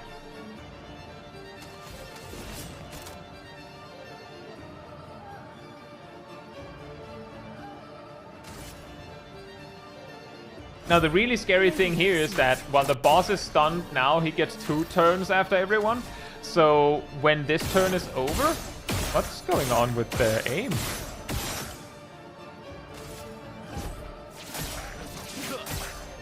Let's carve a path. Is this a setting or is it bugging out going first person?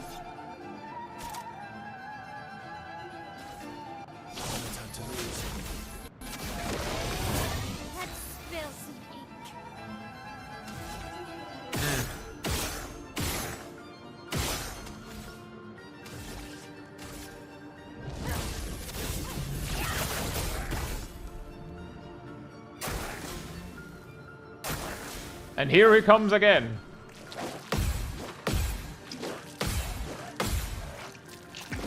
Ah. Incoming. Well, he's taking a lot of burn damage.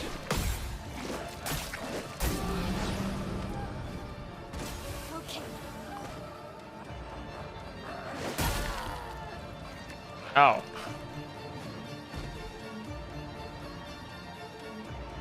CL, incoming.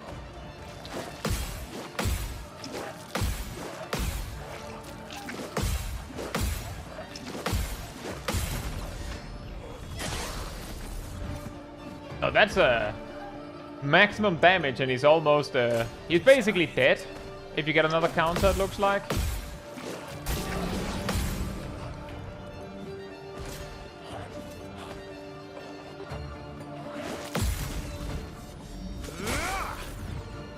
Well, okay, maybe not from Verso. And maybe not if it's a low roll on the roulette.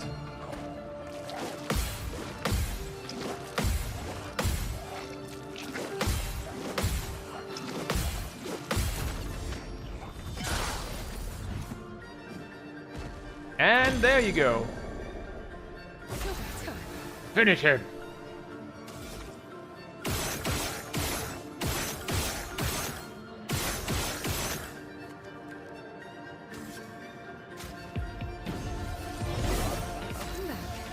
The safe strat just in case. Hey.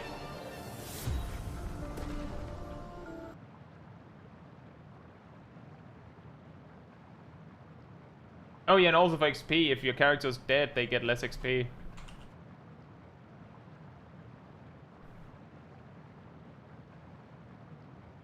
Wait, that's a rough one. I can't remember how long I spent on it, but I don't seem to recall backing out to change anything.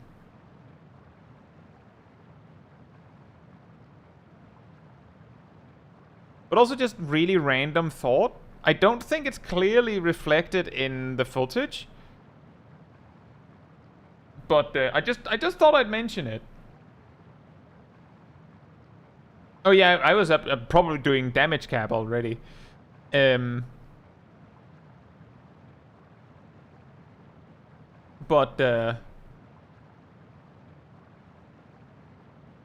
I was wondering, and like basically I ran into this problem and it went away by me fixing that, is whether you have a stable frame rate check when you're playing Expedition 33, because if you're not, that might help a ton with getting these parry timings and such more reliably.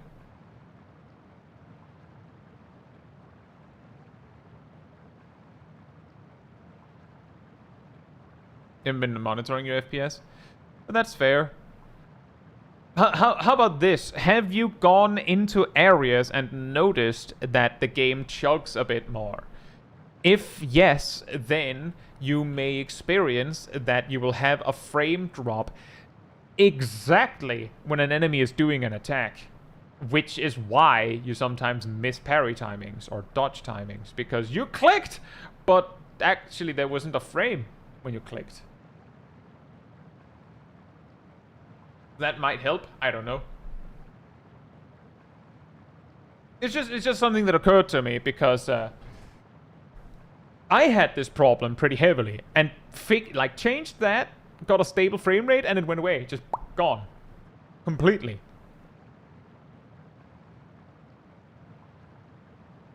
And we raided someone yesterday that seemed to have a similar problem.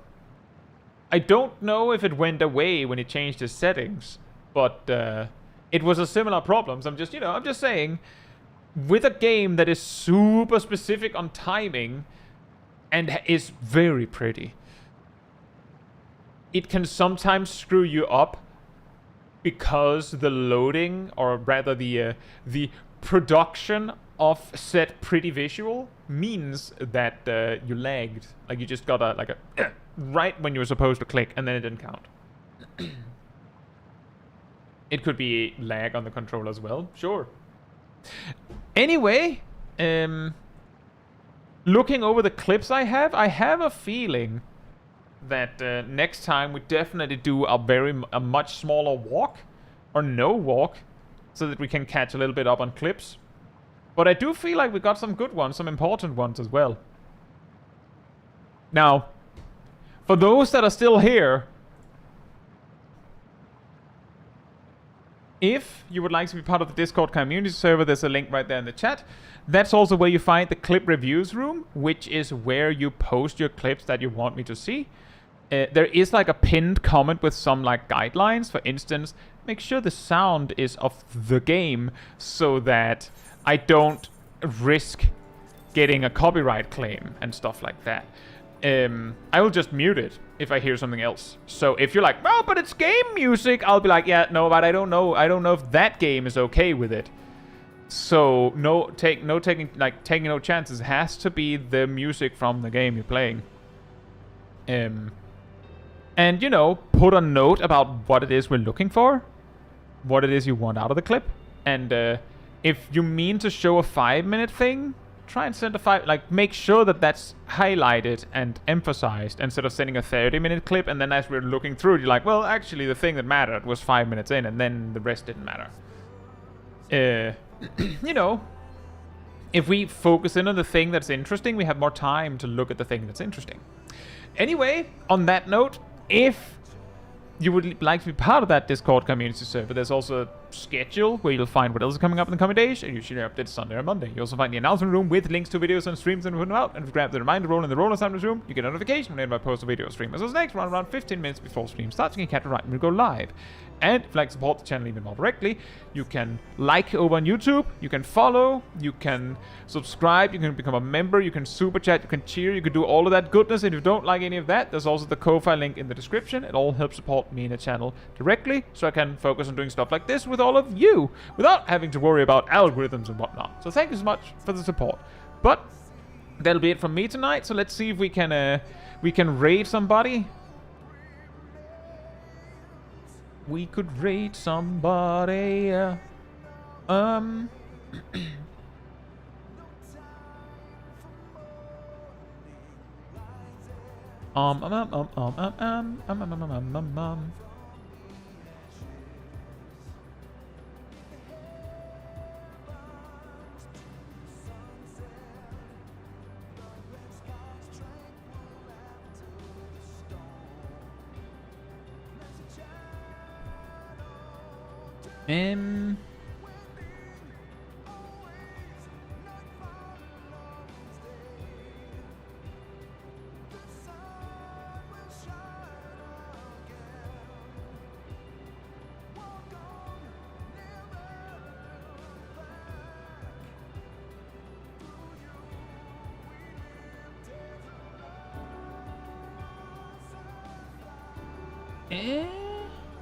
What can we find right here?